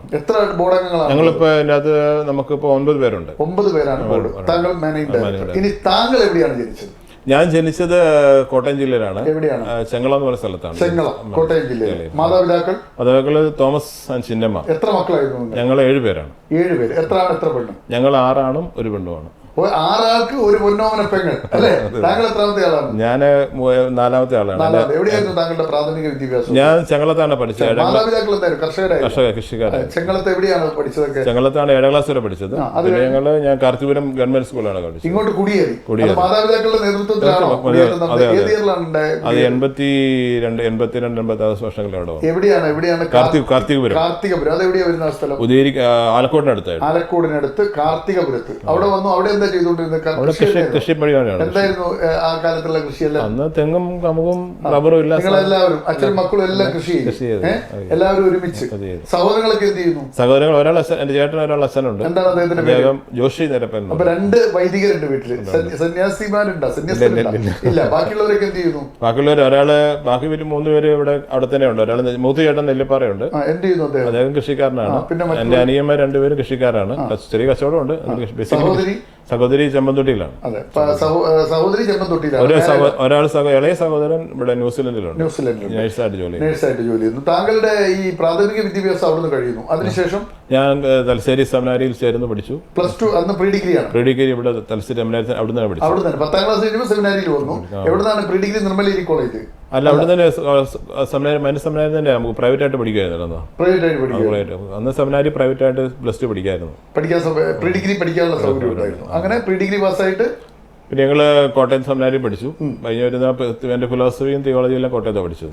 അത് കഴിഞ്ഞ് എത്ര വർഷത്തെ വൈദിക വിദ്യാഭ്യാസമായിരുന്നു? നമുക്ക് 10 വർഷം. 15 വർഷം. അത് കഴിഞ്ഞിട്ട് ഞാൻ ഇവിടെ കരിക്കോട്ടക്കരിയിൽ സേവനം ചെയ്തിട്ടുണ്ട്. ചെറുപുഴ സേവനം ചെയ്തു. പിന്നെ പാലാവിലുണ്ടായിരുന്നു. പിന്നെ രാജഗിരി ഉണ്ടായിരുന്നു. എത്ര വർഷം പള്ളികളിൽ സേവനം അനുഷ്ഠിച്ചു? ഞാൻ 6-7 വർഷത്തോളം പള്ളിയിൽ സേവനം അനുഷ്ഠിച്ചു. അതിനുശേഷം എങ്ങോട്ടാണ്? പിന്നെ ഞാൻ മഹാരാഷ്ട്രയായിട്ട് ബന്ധപ്പെട്ട ഒത്തിരി പ്രവർത്തനങ്ങൾ, ഹോസ്പിറ്റൽ, എയ്ഡ്സ് രോഗികളുടെ പുനരധിവാസം, സ്ത്രീകളുടെ കുട്ടികളുടെ പ്രവർത്തനം, അപ്പൊ എപ്പോഴാണ് ഈ ഞാൻ അതിനുശേഷം മഹാരാഷ്ട്രയിലേക്ക് പോയിരുന്നു. അവിടെ ഈ വൈദികനായിട്ട് 7 വർഷം ഉണ്ടായിരുന്ന കാലഘട്ടത്തിൽ നടത്തിയ പ്രധാനപ്പെട്ട പ്രവർത്തനങ്ങൾ എന്തെങ്കിലും ഓർമ്മയിൽ നിന്ന് പറയാനുണ്ടോ? നമ്മളെ ഇടവകൾ റോഡ് ഉണ്ടാക്കുന്നതും അങ്ങനെയൊക്കെ ചെയ്തിട്ടുണ്ട്. അതൊക്കെ സാധാരണ ചെയ്തിട്ട് നമ്മുടെ അന്നത്തെ കാലത്ത് ചെയ്തിട്ടുണ്ട്. അന്നത്തെ കാലത്ത് ആവശ്യമുള്ള സ്ഥലങ്ങൾ, റോഡുകളും ഇങ്ങനെ സാധനം ഉണ്ടാക്കാൻ വേണ്ടി, ആൾക്കാരെ സഹായിക്കാൻ വേണ്ടി, സഹായങ്ങളായിട്ട് വീട് വെക്കാനൊക്കെ പൗരോഹിത്യം സ്വീകരിച്ചത് ബഹുമാനപ്പെട്ട വലിയമറ്റം പിതാവിൽ ജോർജ് വള്ളോപ്പള്ളി പിതാവിന് ശേഷം തലശ്ശേരി അതിരൂപതയെ നയിക്കാൻ നിയോഗിക്കപ്പെട്ട ബിഷപ്പ് അല്ലേ? അതിനുശേഷം 7 വർഷത്തെ ഈ പള്ളി പരിചരണത്തിന് ശേഷം പിന്നെ ഞാൻ ബോംബെയിൽ, മഹാരാഷ്ട്രയിലെ പാഞ്ചഗഡി എന്ന് പറഞ്ഞ സ്ഥലത്ത് പോയി. അവിടെ എന്തിനാണ്? അവിടെ ഞാൻ പഠിക്കാൻ ഹോസ്പിറ്റലിൽ മാനവന് പഠിക്കാൻ വേണ്ടി പോയതാണ്. MBA പഠിക്കാൻ വേണ്ടി. MBA ചെയ്യാൻ വേണ്ടി അവിടെ ചെയ്ത് കഴിഞ്ഞപ്പോഴത്തേനും അവിടുത്തെ അച്ഛനോട് പറഞ്ഞ് നമുക്ക് അവിടെ MS പഠിക്കാന്ന് പറഞ്ഞു. പിന്നെ ഞാൻ അവിടെ ടോമി കരിക്കുള്ള സ്ഥലമാണ് അവിടെ ഉള്ളത്. അപ്പൊ അച്ഛന്റെ അവിടെ വലിയ സ്ഥലമാണ്. അത് അച്ഛനും പ്രീ ഡിഗ്രി കഴിഞ്ഞ ഡിഗ്രി കഴിയണ്ടേ MBAക്ക് പോകണമെങ്കിൽ? ഞാൻ ഡിഗ്രി അവിടെ ഫിലോസഫി സാധനം എടുക്കുമല്ലോ. എടുക്കും. അതിനടുത്ത് ഞാൻ MS ചെയ്തു. അതിനുശേഷം ഞാൻ അവിടെ സൈക്കാട്രി സോഷ്യൽ വർക്കിൽ MPhil ചെയ്തു. അതോടൊപ്പം തന്നെ സൈക്കാട്രി സോഷ്യൽ വർക്കിനോട് താല്പര്യം കൂടുതൽ വരാൻ കാരണം സോഷ്യൽ വർക്ക് ചെയ്യാനുള്ള ഒരു ആഗ്രഹം എനിക്ക് ഉണ്ടായിരുന്നു. പിന്നെ സൈക്കാട്രി സോഷ്യൽ വർക്ക് ഞാൻ ഹോസ്പിറ്റൽ ബേസ്ഡ് ആയതുകൊണ്ട് സൈക്കാട്രി സോഷ്യൽ വർക്കാണ് അല്പം കൂടെ പേഷ്യൻസിന് പകരം കിട്ടാൻ. അതിനുശേഷം ഞാൻ പിന്നെ MBA ചെയ്തു. MBA സ്പെഷ്യലൈസേഷൻ ഹോസ്പിറ്റൽ മാനേജ്മെന്റ് ആണ്. ഞാൻ ബോംബെ IIM-ലൊക്കെ ചെയ്തു. അപ്പൊ നമ്മൾ അവിടെ MBA ചെയ്തു. അതിനുശേഷം പിന്നെ ഞാനങ്ങ് തിരിച്ചു വരുവാണ് ചെയ്തത്. പിന്നെ അവിടെ തന്നെ ഹോസ്പിറ്റലിൽ വർക്ക് ചെയ്യുന്നുണ്ടായിരുന്നു. ഹോസ്പിറ്റലിൽ അവിടെ ഞാൻ 4-5 വർഷം hospital assistant administrator bell air hospital എന്ന് പറയും. ബെൽ എയർ അത് red cross, Indian red cross society ഹോസ്പിറ്റലാണ്. അതിന്റെ അസിസ്റ്റന്റ് ഡയറക്ടറായിട്ട് ഞാൻ ഉണ്ടായിരുന്നു. ഡയറക്ടർ നമ്മുടെ ബോംബെയുടെ ടോമി കരിക്കുലസനാണ് നമ്മുടെ അസിസ്റ്റന്റ് ഡയറക്ടറായിട്ട് ഉണ്ടായിരുന്നു. എല്ലാം കൂടെ 9 വർഷത്തോളം അവിടെ ടോമിസൺ HIV പേഷ്യൻസിന് വേണ്ടി ഒത്തിരിയേറെ കാര്യങ്ങൾ ചെയ്ത് അതാണ് ഒരു പയനീർ എന്ന് വേണം പറയാം. ഈ വർക്കിൽ സർക്കാരിന്റെ ഒപ്പം വർക്ക് ചെയ്തതാണ് അദ്ദേഹം. അവിടെ നമ്മുടെ അബ്ദുൽ കലാം വരെ വന്നിട്ടുണ്ട്. അച്ഛന്റെ സേവനം കണ്ടിട്ട് അബ്ദുൽ കലാം വരെ വിസിറ്റ് ചെയ്തിട്ടുണ്ട്. അപ്പൊ അവിടെ അന്നത്തെ കാലത്ത് HIV വളരെ ആൾക്കും പിടിച്ചിരുന്ന കാലത്ത് അച്ഛൻ ആൾക്കാരെ എടുക്കാനും ശുശ്രൂഷിക്കാനും സ്നേഹിക്കാനും തീർച്ചയായിട്ടും ഉണ്ടായിരുന്നു.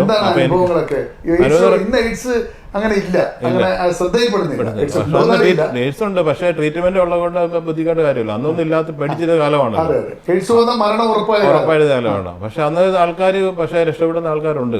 അത് ഞാൻ എടുത്ത ഹോസ്പിറ്റലിൽ ഒരു 14,000 പേര് ഒരു വർഷം ട്രീറ്റ്മെന്റ് പേർക്ക് വന്ന് അവിടെ വന്ന് ട്രീറ്റ്മെന്റ് എടുത്ത് പോയിട്ടുണ്ട് ഒരു വർഷം. അപ്പൊ അങ്ങനെ പോകുന്ന സ്ഥലത്ത് ഒരു 12,000-13,000 പേരെങ്കിലും ജീവിക്കുന്നുണ്ടെങ്കിൽ അത് ബഹുമാനപ്പെട്ട ടോമിച്ചൻ തുടങ്ങിയ അദ്ദേഹം കൊടുക്കുന്ന ഒരു ട്രീറ്റ്മെന്റ് കെയറിംഗ് കൊണ്ടാണ്. കാരണം അവിടെ ഡോക്ടർമാർക്കും നഴ്സുമാർക്കും എല്ലാം ഒരുപോലെയാണ് അവിടെ. ഈ എയ്ഡ്സ് രോഗികളുടെ പരിചരണത്തിൽ താങ്കളുടെ മനസ്സിനെ ഉലച്ച എന്തെങ്കിലും ഇൻഷുറൻസ് ഓർമ്മയുണ്ടോ? കാരണം എയ്ഡ്സ് രോഗികളെ മനുഷ്യർ മുഴുവൻ അകറ്റി നിർത്തിയിരുന്ന ഒരു കാലമായിരുന്നു. വെറുക്കപ്പെട്ടവൻ. നാട്ടിലൊരു എയ്ഡ്സ് രോഗി ഉണ്ട്, നമുക്ക് തന്നെ അറിയാം. നമ്മുടെ മലയോരത്ത് സ്കൂളിൽ കുട്ടികൾക്ക് അഡ്മിഷൻ പോലും കൊടുക്കാതിരുന്ന ഒരു സംഭവം ഉണ്ടായിരുന്നു, വലിയ വിവാദമായിരുന്നു. അങ്ങനെ എയ്ഡ്സ് രോഗികളെ പൂർണ്ണമായിട്ടും സമൂഹത്തിൽ അകറ്റി നിർത്തി വെറുക്കപ്പെട്ടവരായിരുന്ന ഒരു കാലഘട്ടത്തിലാണ് നിങ്ങൾ അവരെ ചേർത്ത് പിടിച്ചത്. ആ അനുഭവങ്ങൾ എങ്ങനെയാണ്? എനിക്ക് ഒത്തിരി അനുഭവങ്ങളുണ്ട് പറയാനുള്ളത്. അതായത് ഉദാഹരണം, മെയിനായിട്ട് ഒരു ഉദാഹരണം പറഞ്ഞു മനസ്സിൽ തങ്ങി നിൽക്കുന്ന ഒരു അനുഭവം. ഒരു ഉദാഹരണം എന്ന് പറഞ്ഞാൽ, ഞാനൊരു പേഷ്യന്റ് സാധാരണ ഹോസ്പിറ്റലിൽ അഡ്മിറ്റ് ആവുന്ന ഒരു പേഷ്യന്റ് ഡിസ്ചാർജ് ചെയ്യണമെങ്കിൽ എന്നോടും അച്ഛനോട് ചോദിച്ചിട്ട് ഡിസ്ചാർജ് ചെയ്യാറുള്ളൂ. കാരണം പെട്ടെന്ന് കാരണം അറിഞ്ഞിട്ട് ഡിസ്ചാർജ് ചെയ്യുള്ളൂ. അപ്പൊ അങ്ങനെ ഒരു ഡിസ്ചാർജ് ചെയ്യും. പക്ഷെ ചിലപ്പം വന്ന് കഴിഞ്ഞാൽ ഡോക്ടർമാർക്ക് തോന്നുകയാണ് പേഷ്യന്റ് ഇപ്പം മോശമാണ്, അല്ലെങ്കിൽ രക്ഷപ്പെടില്ല, എന്ന് വിട്ടേക്കാം, അതുകൊണ്ട് അവർക്ക് ഏർപ്പെടാറുണ്ട്. അപ്പൊ അതിന്റെ ബേസിക് ട്രീറ്റ്മെന്റ് കൊടുക്കാം. അപ്പൊ അതുകൊണ്ട് ഞങ്ങൾ ശ്രദ്ധിക്കാറുണ്ടായിരുന്നു. അപ്പോൾ ഒരു ദിവസം ഒരു പേഷ്യന്റിനെ ഡോക്ടർ ഡിസ്ചാർജ് പൊക്കോളാൻ വേണ്ടി പറഞ്ഞു കഴിഞ്ഞപ്പോഴത്തേനും ഡോക്ടറോട് അവർ പറഞ്ഞു, സാറെ ചികിത്സിക്കണം എന്ന് പറഞ്ഞു. അവർ പറഞ്ഞു, സാറ് അതൊരു കാര്യമില്ല. അപ്പോൾ ഞാൻ ഡോക്ടറോട് ചോദിച്ചു. ഡോക്ടർ പറഞ്ഞു, ഫാദറെ നോക്കിയിട്ട് കാര്യമില്ല, പേഷ്യന്റിന്റെ ആകെ വേഴ്സായി, അപ്പോൾ വയറൊക്കെ തുളച്ച് ഇനി ട്യൂബൊക്കെ ഇട്ട് ഓപ്പറേഷൻ ചെയ്ത് കഴിഞ്ഞാൽ ക്ലിയർ ആകാനൊരു ബുദ്ധിമുട്ടാണ്. അത്രയും CD4 കൗണ്ടൊക്കെ ഉണ്ട് അത് പേഷ്യന്റ്, അതിലാ വളരെ കുറവാന്ന് പറഞ്ഞു. അപ്പോൾ ഇദ്ദേഹത്തിന്റെ അപ്പനും ഭർത്താവും കൂടി എന്നെ കാണാൻ വേണ്ടി വന്നു പറഞ്ഞു. അപ്പോൾ ലാസ്റ്റ് ഡോക്ടർ പറഞ്ഞു, നിങ്ങൾ ഫാദറിനോട് ചോദിക്കാൻ വേണ്ടി പറഞ്ഞു. അപ്പോൾ എൻ്റെ ഓഫീസിൽ കാണാൻ വേണ്ടി വന്നു. അപ്പോൾ ഞാൻ അവരോട് ഈ കാര്യങ്ങളൊക്കെ പറഞ്ഞു. പറഞ്ഞു കഴിഞ്ഞപ്പോൾ ഉടനെ അവരെന്നോട് ചോദിച്ചു, ഫാദർ ആപ്കോ ഭഗവാൻ പർ വിശ്വാസമായിക്കാന്ന് ചോദിച്ചു. എന്ന് പറഞ്ഞാൽ നിങ്ങൾക്ക് ദൈവത്തിൽ വിശ്വാസം ഉണ്ടോ എന്നോട് ചോദിച്ചായിരുന്നു. ഞാൻ പറഞ്ഞു, ഉണ്ടല്ലോ, ദൈവവിശ്വാസം നമ്മൾ ഇരിക്കുകയല്ലോ. അപ്പം എന്നോട് പറഞ്ഞു, എങ്കിൽ നിങ്ങൾ നിങ്ങളുടെ പണി ചെയ്ത് ഞങ്ങളുടെ ദൈവം ഞങ്ങളുടെ പണി ചെയ്യുമെന്ന് പറഞ്ഞു. എന്നോട് പറഞ്ഞു. അപ്പം ഞാൻ ഡോക്ടറോട് പറഞ്ഞു, എന്നെ ഇതൊക്കെ വിശ്വാസമുള്ള മനുഷ്യരല്ല, അത് അവിടുത്തെ കാര്യമായിട്ട് പറഞ്ഞു, നമുക്ക് ഡോക്ടർ ട്രീറ്റ്മെൻറ്റ് ഓപ്പറേഷൻ ചെയ്തോളാൻ പറഞ്ഞു. ഡോക്ടർ ഓപ്പറേഷൻ ചെയ്തു. ആ സ്ത്രീയെ 154, അതായത് ഒരു വർഷത്തിൻ്റെ പകുതി, 154 ദിവസം ഞങ്ങളുടെ ആശുപത്രിയിൽ പരിചരിച്ചു. ഇന്ന് ആ സ്ത്രീ ജീവിച്ചിരിപ്പുണ്ട് ഞാൻ വിചാരിക്കുന്നത്. 2 വർഷത്തെ എനിക്കറിയത്തില്ല, ഞാൻ പരിചരിച്ചിട്ടുണ്ട്. അപ്പോൾ അതിനുശേഷം ഞാൻ ക്രിസ്മസിൻ്റെ അവധിക്ക്, ഓപ്പറേഷൻ ചെയ്ത സ്ത്രീ വീട്ടിൽ പോയ അവധിക്ക്, ഞാൻ ക്രിസ്മസിൻ്റെ അവധിക്ക് ഞാൻ വീട്ടിൽ വന്നു.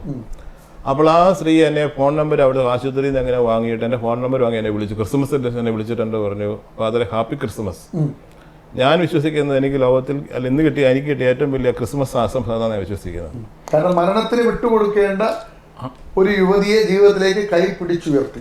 അപ്പോൾ അവർക്ക് ഒരു വിശ്വാസമായി, കാര്യങ്ങൾ അവർ മനസ്സിലായി ആൾക്കാരുണ്ട്. അപ്പോൾ അങ്ങനെ അവിടെ മനുഷ്യർക്ക് രക്ഷപ്പെട്ട ഒത്തിരി ആൾക്കാരുണ്ട്. അതുപോലെ കുട്ടികളുടെ സ്ത്രീകളുടെ സംരക്ഷണത്തിന് വേണ്ടിയിട്ടുള്ള എന്തോ ഒരു പ്രൊജക്ട്, ഞങ്ങളൊരു പ്രൊജക്ട് അവിടെ നമ്മൾ ചെയ്തായിരുന്നു. അവിടെ നമ്മുടെ അതിപ്പോൾ ഇന്ത്യയിലെ മോഡൽ പ്രൊജക്റ്റാണ് ശരിക്കും പറഞ്ഞാൽ. അവിടെ നമ്മുടെ മഹാബലിശ്വർ എന്ന സ്ഥലത്ത് ഈ മഹാരാഷ്ട്രയിലെ കൊയ്ന ഡാമിന്റെ ബാക്ക് വാട്ടർ കയറിയൊരു സ്ഥലമുണ്ട്. അവിടെ ആൾക്കാർ കയറി ചെല്ലാൻ വേണ്ടി പറ്റത്തില്ല. വാട്ടർ വെള്ളം കയറി കിടക്കുന്നതുകൊണ്ട് അവിടെ ഒത്തിരി കിലോമീറ്റർ 4-5 കിലോമീറ്റർ ഒക്കെ നടന്ന് ഞാൻ നഴ്സുമാരെ കൊണ്ട് ഡോക്ടർമാരെ കൊണ്ട് പോയി ക്യാമ്പുകൾ നടത്തിയിട്ടുണ്ട്. അപ്പൊ അങ്ങനെയൊക്കെ അവിടെ പോകാനടിച്ചപ്പോൾ അവിടെ വർക്ക് ചെയ്തപ്പോൾ എനിക്ക് തോന്നി അവിടേക്ക് പറഞ്ഞ ട്രീറ്റ്മെന്റ് വരുന്ന ആശുപത്രി വരുന്ന ആൾക്കാർക്ക് ട്രീറ്റ്മെന്റ് കിട്ടുന്നില്ല മനസ്സിലായതുകൊണ്ടാണ് അങ്ങനെ ചെയ്തത്. അപ്പൊ അങ്ങനെ ചെയ്തു. അതിനുശേഷം അവിടുത്തെ മഹാരാഷ്ട്ര അവിടെ നിന്നുണ്ടായിരുന്ന കളക്ടറുടെ അടുത്തുനിന്നും അവിടുത്തെ ജില്ലാ പരിഷത്തിന്റെ അടുത്തൊക്കെ പോസിറ്റീവായ റിപ്ലൈ വന്നതിന്റെ പേരിൽ അവിടുത്തെ MLA അതുപോലെ വളരെ നല്ല മനുഷ്യനായിരുന്നു. അതിന്റെ പേര് അദ്ദേഹം അവർ സഹകരിച്ചതുകൊണ്ട് നമ്മൾ അവനോട് പറഞ്ഞു. മഹാരാഷ്ട്രയിൽ മഹാബലിശ്വർ എന്ന സ്ഥലത്ത് ഒരു താലൂക്ക് ആശുപത്രിയുണ്ട്. അപ്പോൾ അവരോട് പറഞ്ഞാൽ താലൂക്ക് ആശുപത്രി നിങ്ങൾക്ക് ഏൽപ്പിക്കാമെന്ന് പറഞ്ഞു, സർക്കാർ പറഞ്ഞു. ഇന്ന് ഇന്ത്യയിൽ ഒരു മോഡലാണത്. ഞാൻ അവിടെ നിന്ന് പോന്നു. ഞാൻ പോകുന്ന സമയത്ത് അതിൻ്റെ എല്ലാം ചെയ്ത് വെച്ചിട്ട് തുടങ്ങി വെച്ചിട്ട് പോകുന്നു. പക്ഷേ അന്ന് ടോമിച്ചൻ അതിനെ ഫോളോ അപ്പ് ചെയ്തു. അച്ഛൻ അതിനെ പറഞ്ഞപ്പോൾ തന്നെ അച്ഛനോട് പറയാം, നമുക്ക് ബാക്കി നോക്കാം, സീറ്റ് ഏറ്റെടുക്കാമെന്ന് പറഞ്ഞു. അവിടെ ഏതാണ്ട് 16 കോടി രൂപ ആൾക്കാരോട് കളക്ട് ചെയ്ത അച്ഛൻ ആ ഹോസ്പിറ്റലിൽ, ആ പഞ്ചഗണിയിൽ അവിടെ മഹാബലിശ്വരത്തെ ആ താലൂക്ക് ആശുപത്രി നവീകരിച്ചു. അവിടെ പോകണമെങ്കിൽ 40 രൂപ കൊടുത്താൽ അല്ല 50 രൂപ കൊടുത്താൽ അവിടെ ആൾക്കാർക്ക് ചികിത്സകൾ ലഭിച്ചിട്ട് പോരാം. ഒരു പ്രസവം വന്നാൽ 400 രൂപ ചിലവുള്ളൂ. നടക്കും. അവിടെ എല്ലാം ഫ്രീ ആയിട്ട് ചെയ്തു കൊടുക്കുന്നു സർക്കാരിന്റെ സഹായത്തോടു കൂടി. സർക്കാർ ആദ്യമായി ഗവൺമെന്റ് ഒരു പ്രൈവറ്റ് NGOയ്ക്ക് അല്ലെങ്കിൽ റെഡ് ക്രോസ് പോലെ ഇൻസ്റ്റിറ്റ്യൂഷൻ ഒരു സർക്കാർ ഇങ്ങനെ ഒരു സംവിധാനം സർക്കാർ ഏൽപ്പിച്ചു കൊടുക്കുന്നു. നന്നായി അഡ്മിനിസ്ട്രേറ്റ് ചെയ്യുന്ന ആ വില്ലേജിൽ എല്ലായിടത്തും ആംബുലൻസ് ഉണ്ട്, എല്ലാ PG ആംബുലൻസ് ഉണ്ട്. അവിടെ മഹാബലിശ്വർ നേതൃത്വം കൊടുത്ത നിങ്ങൾ രണ്ടുപേരുണ്ട്. അപ്പൊ ഞാൻ അതിന് പോന്നായിരുന്നു. പക്ഷെ അച്ഛൻ അതിനെ ഡെവലപ്പ് ചെയ്തു. അവിടുത്തെ നല്ലവരായ ആൾക്കാർ ഒത്തിരി പേര് അതിന് സഹായമായിട്ട് വന്ന് ഫണ്ട് കൊടുത്തു. അപ്പൊ അങ്ങനെ സൽമാൻ ഖാൻ തൊട്ടുള്ള ആൾക്കാർ ഫണ്ട് കൊടുത്തിട്ടുണ്ട്. അതായത് പറയാണ്ട് 16 കോടി രൂപ ചെയ്ത് ആ താലൂക്ക് ആശുപത്രി നവീകരിച്ച് നല്ലൊരു മോഡലാക്കി മാറ്റിയിട്ടുണ്ട്. ഈ മഹാരാഷ്ട്രയിലെ എത്ര വർഷം മൊത്തം പ്രവർത്തിച്ചത്? ഞാൻ 8 വർഷത്തോളം ഉണ്ടായിരുന്നു. റെഡ് ക്രോസ് പ്രവർത്തനങ്ങൾ എങ്ങനെയുണ്ടായിരുന്നു? റെഡ് ക്രോസിന്റെ ഹോസ്പിറ്റലാണ്. തിരിച്ചു വന്നിട്ട് ഏത് ചുമതല ഏറ്റെടുത്തത്? തിരിച്ചു ഞാൻ Thalassery social service society assistant ഡയറക്ടറാണ്. അസിസ്റ്റന്റ് ഡയറക്ടർ എന്തെല്ലാം പണിയെടുത്തു? അന്നായിരുന്നു ഡയറക്ടർ? അതിനോട് ഗവൺമെന്റ് തൈലസനായിരുന്നു. അന്ന് ആ സമയത്ത് തോമസ് തയ്യൽ എത്ര വർഷം അസിസ്റ്റന്റ് ഡയറക്ടർ? ഞാൻ 3 വർഷം ഉണ്ടായിരുന്നു. അത് കഴിഞ്ഞ് ഡയറക്ടർഷിപ്പിലേക്ക്. എന്തൊക്കെയാണ് സോഷ്യൽ സർവീസ് സൊസൈറ്റിയിലൂടെ താങ്കൾ ചെയ്ത പ്രവർത്തനങ്ങൾ? സോഷ്യൽ സർവീസ് സൊസൈറ്റിയിൽ നമുക്ക് വന്നപ്പോൾ ഒത്തിരിയേറെ കാര്യങ്ങൾ നമുക്ക് ചെയ്യാൻ വേണ്ടി സാധിച്ചിട്ടുണ്ട്. മെയിനായിട്ട് നമുക്ക് വെള്ളപ്പൊക്കം ഉണ്ടായ സമയമായിരുന്നു. ഞങ്ങളുടെ സമയത്ത് വെള്ളപ്പൊക്ക സമയത്ത് ആ സമയത്ത് നമ്മള് ഇവിടെ പെട്ടെന്ന് എന്താ ചെയ്യുന്ന ആൾക്കാർക്ക് ആകെ വിഷമിച്ച സമയമാണ്. അപ്പൊ നാട്ടിലേക്കും കോട്ടയം ഇരിങ്ങാലക്കുട തൃശ്ശൂർ ഭാഗത്ത് വെള്ളം കയറിയ ആൾക്കാർ അവിടെ പ്രവർത്തിക്കുന്ന അച്ഛന്മാർ നമ്മുടെ സഹായം ചോദിച്ചു. അപ്പോൾ ഞാൻ ഇവിടുന്ന് ആൾക്കാരോട് പെട്ടെന്ന് പറഞ്ഞു, നമ്മുടെ ആൾക്കാർ മലയോര മേഖലയിൽ നിന്ന് അവിടെ ഭക്ഷണം കഴിക്കാൻ കൊടുക്കാനില്ലല്ലോ ആ സമയത്ത് അവിടെ കിട്ടാണ്ടത് പറഞ്ഞപ്പോൾ നമ്മുടെ മലയോരത്തിൽ പ്രശ്നമില്ലാത്തതുകൊണ്ട് ഇവിടുന്ന് പറഞ്ഞ പാടെ തന്നെ ആൾക്കാർ ഒരു ദിവസം കൊണ്ട്, അതൊക്കെ എന്നെ അത്ഭുതപ്പെടുത്തി, ഒരു ദിവസം കൊണ്ട് മലയോര മേഖല എല്ലാ പള്ളികളിലൂടെയും അറിയും, പള്ളികളും അവിടെ പറഞ്ഞു ഒപ്പം അറിയുന്ന ആൾക്കാരെ ഞാൻ പറഞ്ഞു കഴിഞ്ഞപ്പോൾ 2 ലക്ഷം ചപ്പാത്തി ഉണ്ടാക്കി ഒരു ദിവസം കൊണ്ട്. ഒരു ദിവസം കൊണ്ട് 2 ലക്ഷം ചപ്പാത്തി 2 ലക്ഷം ചപ്പാത്തി ഉണ്ടാക്കി. അവിടുന്ന് തന്നെ ലോറിക്ക് സാധനം പ്രളയത്തിൽ നമ്മുടെ മലയോര മേഖല പറഞ്ഞപ്പോൾ TSന്റെ പ്രവർത്തകരോട് പറഞ്ഞപ്പോഴും അതുപോലെ മറ്റ് TS പ്രവർത്തകരെ എല്ലാവരും ഉണ്ട്. ആദ്യം മത്സര ആൾക്കാരുണ്ട്, ക്രിസ്ത്യൻസ് മാത്രം എല്ലാ ആൾക്കാരും എൻ്റെ അകത്തുണ്ട്. അപ്പം അങ്ങനെ പറഞ്ഞപ്പോൾ അവർ 2 ലക്ഷം ചപ്പാത്തി നമ്മുടെ ഇടവുകളിലൂടെ കളക്ട് ചെയ്യാൻ വേണ്ടി ഒറ്റ ദിവസം കൊണ്ട് സാധിച്ചു. അവിടെ പിറ്റേ ദിവസം തന്നെ രാവിലെ രാത്രി തന്നെ വണ്ടി തൃശ്ശൂർ ജില്ലയിലേക്ക്. അത് അതുപോലെ തന്നെ നമ്മൾ പിന്നെ ഉണ്ടായ ബുദ്ധിമുട്ട് ഞാൻ മനസ്സിലാക്കിയത്, അവിടെയുള്ള വീടുകൾക്ക് വെള്ളം ഇറങ്ങി കഴിഞ്ഞപ്പോൾ ആ വീട്ടിൽ താമസിക്കാൻ പറ്റത്തില്ല. താമസിക്കണമെങ്കിൽ അവിടെ ക്ലീൻ ചെയ്യണമെങ്കിൽ ഭയങ്കര ചിലവ്. അപ്പോൾ 24,000-50,000 രൂപ ചാർജ് ചെയ്യും. അപ്പം ഞാൻ മലയോരത്തിലുള്ള നമ്മുടെ ആൾക്കാർ അന്നേരം ഞാൻ ചോദിച്ചു, നമുക്ക് ക്ലീൻ ചെയ്യാൻ പോകാമല്ലോ. ബഹുമാനപ്പെട്ട നമ്മുടെ ജോർജ് വലിയവറ്റം പിതാവ് സഹിതം അവിടെ വന്ന് ക്ലീനിങ്ങിന് കൂടി. സിസ്റ്റേഴ്സ് വന്നു, അവിടെ നിന്ന് ആൾക്കാർ വന്നു, പഞ്ചായത്ത് കണിച്ചാറ് ഇവിടെയുള്ള ഭാഗങ്ങളിൽ പഞ്ചായത്ത് മെമ്പർമാർ അതിൻ്റെ അകത്ത് പങ്കുചേർന്നിട്ടുണ്ട്. അങ്ങനെ ആൾക്കാർ ലോറിക്ക് ടിപ്പറിന് മെഷീനും കഴുകുന്ന മെഷീനുകളും മോട്ടറും ജനറേറ്ററും ഇല്ലായിട്ട് പോയി ക്ലീൻ ചെയ്ത് കഴിഞ്ഞപ്പോൾ അവിടെ പോയി ക്ലീൻ ചെയ്തു. അപ്പോൾ അത് ആൾക്കാർക്ക് വലിയ സഹായം. കാരണം മുഴുവൻ ചെളിയാണ്, എല്ലാ വേസ്റ്റും അതിനകത്തുണ്ട്. അത് ക്ലീൻ ചെയ്യാൻ വേണ്ടി നമ്മൾ കൊടുത്തപ്പോൾ പിന്നെ കിണർ മുഴുവൻ വേസ്റ്റ് നമ്മൾ കൊണ്ടുപോയി മോട്ടറൊക്കെ ആണ്ട് പോയതുകൊണ്ട് നമ്മുടെ തന്നെ ആൾക്കാർ മോട്ടറൊക്കെ വെച്ച് നമ്മൾ തന്നെ ആൾക്കാർ എത്രയോ കിണറുകൾ ക്ലീൻ ചെയ്ത് കൊടുത്തു. അപ്പം അങ്ങനെ നമ്മൾ കൊടുത്തൊരു പണിയെന്ന് പറഞ്ഞാൽ ഭയങ്കര സേവനം ആൾക്കാർക്ക് കിട്ടിയത്. സിസ്റ്റേഴ്സ് വന്നു അതിന് കൂടെ ചെയ്യാൻ വേണ്ടിയിട്ട്, അച്ഛന്മാർ വന്നു. അച്ഛന്മാരൊക്കെ ഇവിടെ വലിയ ആളുകൾ അച്ഛന്മാർ പോയി ക്ലീൻ ചെയ്യാൻ വേണ്ടി പോയി കൂടിയിട്ടുണ്ട്. അപ്പോൾ അങ്ങനെ എല്ലാവരും അതിൻ്റെ അത് ഡോക്ടർമാർ വന്നവരുണ്ട്. അപ്പോൾ എല്ലാ മനുഷ്യരും ആ സമയത്ത് പങ്കെടുത്തുകൊണ്ട് അത് വെള്ളപ്പൊക്കത്തിൽ ഒത്തിരിയേറെ കാര്യം നമുക്ക് ചെയ്യാൻ വേണ്ടി സാധിക്കും ആ ഘട്ടത്തിൽ. പിന്നെ നമുക്കുണ്ടായൊരു പ്രധാനപ്പെട്ട സംഭവം ഉണ്ടായത് കോവിഡിന്റെ കാലഘട്ടമാണ്. കോവിഡ് കാലഘട്ടത്തിൽ നമുക്ക് വളരെ ആർക്കും പുറത്തിറങ്ങാൻ അനുവാദമില്ല. പക്ഷേ ബഹുമാനപ്പെട്ട ജില്ലാ കളക്ടറുടെ നമുക്ക് TS പ്രവർത്തിക്കുന്ന അനുവാദം മെമ്പറെ കൊണ്ട് ബഹുമാനപ്പെട്ട മേഴ്സി മാഡം അന്ന് ADM ആയിട്ടുണ്ടായിരുന്നത് കൊണ്ടൊക്കെ നമുക്കിങ്ങനെ സഹായം കൊടുക്കാൻ പോകുന്നത്. അന്നേരം ഞാൻ ആദ്യകാലങ്ങളിൽ നമുക്ക് ഇങ്ങനെ മരുന്നുകൾ കൊണ്ടേ കൊടുക്കാൻ തൂവാല വിപ്ലവം തുടങ്ങിയായിരുന്നു. അത് നമുക്ക് ആദ്യം പറഞ്ഞ് സർക്കാർ പറഞ്ഞ എല്ലാവരും തുവാല കൊണ്ട് മുഖം തുമ്മുമ്പോൾ തുവാല പിടിക്കണം എന്നാണ് പറഞ്ഞത്. അത് പറഞ്ഞത് നമുക്ക് കിട്ടിയ ഇൻസ്ട്രക്ഷൻ അങ്ങനെയാണ്. അപ്പോൾ ആൾക്കാരുടെ തുവാലില്ല. അപ്പോൾ ഒരു മെസ്സേജ് കൊടുക്കാൻ വേണ്ടി നമ്മൾ അന്ന് 3 ലക്ഷത്തോളം തുവാല കൊടുത്തു. 3 ലക്ഷം തുവാല 2 ലക്ഷം ചപ്പാത്തി. കോവിഡ് കാലത്ത് തുടക്കത്തിൽ 3 ലക്ഷം തൂവാല. കടന്നപ്പള്ളി രാമയ്യ സാർ മന്ത്രിയായിരുന്നു. അതേകാലം കണ്ണൂർ ചുൽക്കാൻ അഭിന്റെ പാമ്പളാൻ പിതാവ് ഉണ്ടായിരുന്നു. അപ്പം അന്ന് നമ്മൾ കൊടുത്തുകൊണ്ട് ആൾക്കാർക്ക് ഒരു മെസ്സേജ് കൊടുക്കാൻ വേണ്ടി നമുക്ക് പറ്റി. ഇത്രയും കണ്ണൂർ കാസർഗോഡ് ജില്ലകളിലായി 3,000 തുവാലുകളും 3 ലക്ഷത്തോളം തുവാല കൊടുത്തുകൊണ്ട് നമുക്കൊരു മെസ്സേജ് കൊടുത്തു. പിന്നെ വന്നാൽ നമുക്ക് ട്രീറ്റ്മെന്റിൽ പിന്നെയാണ് പിന്നീട് ട്രീറ്റ്മെന്റ് വിഷമമായിട്ട് പോകുന്നു. പലർക്കും ചികിത്സ കിട്ടാതെ മരിക്കുന്ന ആൾക്കാർ സ്ഥലമില്ല ഹോസ്പിറ്റലുകളിൽ. അപ്പോൾ അഭിനയ പിതാവ് ചോദിച്ചെന്തെയ്യാണ്. അപ്പം ഞാലക്കട്ടെ പിതാവും പാമ്പളാൻ പിതാവും പറഞ്ഞനുസരിച്ചിട്ട് നമ്മൾ കരുവഞ്ചാൽ ഹോസ്പിറ്റലിൽ TS സീറ്റ് എടുത്തു. അതിൻ്റെ ഒരു 50ഓളം ബെഡുകൾ സെൻട്രലൈസ്ഡ് ഓക്സിജൻ സിസ്റ്റം കൊണ്ടുവന്ന് ICU ആക്കി. ഞാൻ ഒരു 3 മാസം കൊണ്ട് എനിക്ക് വന്ന് നമ്മളവിടെ 3 മാസം ഞാൻ ഉത്തരവാദിത്തം വഹിച്ചത്. ആ സമയം കൊണ്ട് നമ്മളാണ് 188ഓളം ആൾക്കാരെ അവിടെ ചികിത്സിച്ചു. ഒറ്റയാൾ മരിച്ചില്ല. നമ്മുടെ ആശുപത്രിയിൽ ഞാൻ ഉണ്ടായ സമയത്ത് ഒറ്റയാൾ മരിച്ചിട്ടില്ല. കോവിഡ് കാലത്ത് എൻ്റെ 187 ആൾക്കാരെ അവിടെ 155-88 ഇടയ്ക്ക് ആൾക്കാരുടെ കറക്റ്റ് ഒറ്റയാൾ പോലും ഞാൻ അവിടെ സമയത്ത് ഉണ്ടായത് ഒറ്റയാൾ പോലും മരിച്ചിട്ടില്ല. കാരണം നമ്മൾ കറക്റ്റായിട്ട് നമുക്ക് 50 ബെഡ് നോക്കാൻ വേണ്ടിയിട്ട് 22ഓളം നേഴ്സുമാരുണ്ടായിരുന്നു. കരുവിഞ്ചാൽ ഇടവകയിൽ ബന്ധപ്പെട്ട ജോസഫ് എനാശ്ശേരി അച്ഛൻ്റെ നേതൃത്വത്തിൽ ആൾക്കാർ ഭക്ഷണം ഉണ്ടാക്കിക്കൊണ്ടേ കൊടുക്കും. ചൂടുള്ള ഭക്ഷണം, മഴക്കാലം ആ സമയത്ത് ചൂടുള്ള ഭക്ഷണം, എല്ലാ നേരം ചൂടുള്ള ഭക്ഷണം കൊണ്ടേ കൊടുക്കും. ബഹുമാനപ്പെട്ട ജയരാജനെ ഇവിടെ ഫ്രാൻസിസ്കൻ പ്രദേശം അവിടെയുള്ള അച്ഛന്മാരുടെ പഠിക്കുന്ന പ്രദേശത്തിനെ അവിടെ അച്ഛൻ വിട്ടു തന്നു സേവനം ചെയ്യാൻ വേണ്ടി. അവർ ഈ സാധനം എല്ലാം കറക്റ്റ് റൂമിൽ കൂടെ കൊണ്ടേ കൊടുക്കും. ആ പുറമെ കൊടുക്കും. നമ്മുടെ സിസ്റ്റേഴ്സ് ബഹുമാനപ്പെട്ട FCC ജനറാളമ്മയും ഇവിടെ SABC പ്രൊവിൻഷ്യാളമ്മയും അവരുടെ സിസ്റ്റർമാരെ വിട്ടു തന്നു. അവിടെ രണ്ട് അവരുടെ സിസ്റ്റേഴ്സിനെ വിട്ടു തന്നു. അപ്പം അവിടെ അങ്ങനെ സിസ്റ്റർമാർ അവിടെ സേവനം ചെയ്തു. സിസ്റ്റർ ലിനറ്റ് സിസ്റ്റർ അവിടെ നിന്നുള്ള FCC സിസ്റ്റേഴ്സ് അങ്ങനെയുള്ള ആൾക്ക് സിസ്റ്റേഴ്സ് അവിടെ സേവനം ചെയ്തു. നേഴ്സുമാർ വന്ന് സേവനം ചെയ്തു. ഡോക്ടർമാർ അവിടെ ആവശ്യം പോലെ വന്നു. ഞാൻ ചോദിച്ചപ്പോൾ ഡോക്ടർമാർ വരാൻ തയ്യാറായി.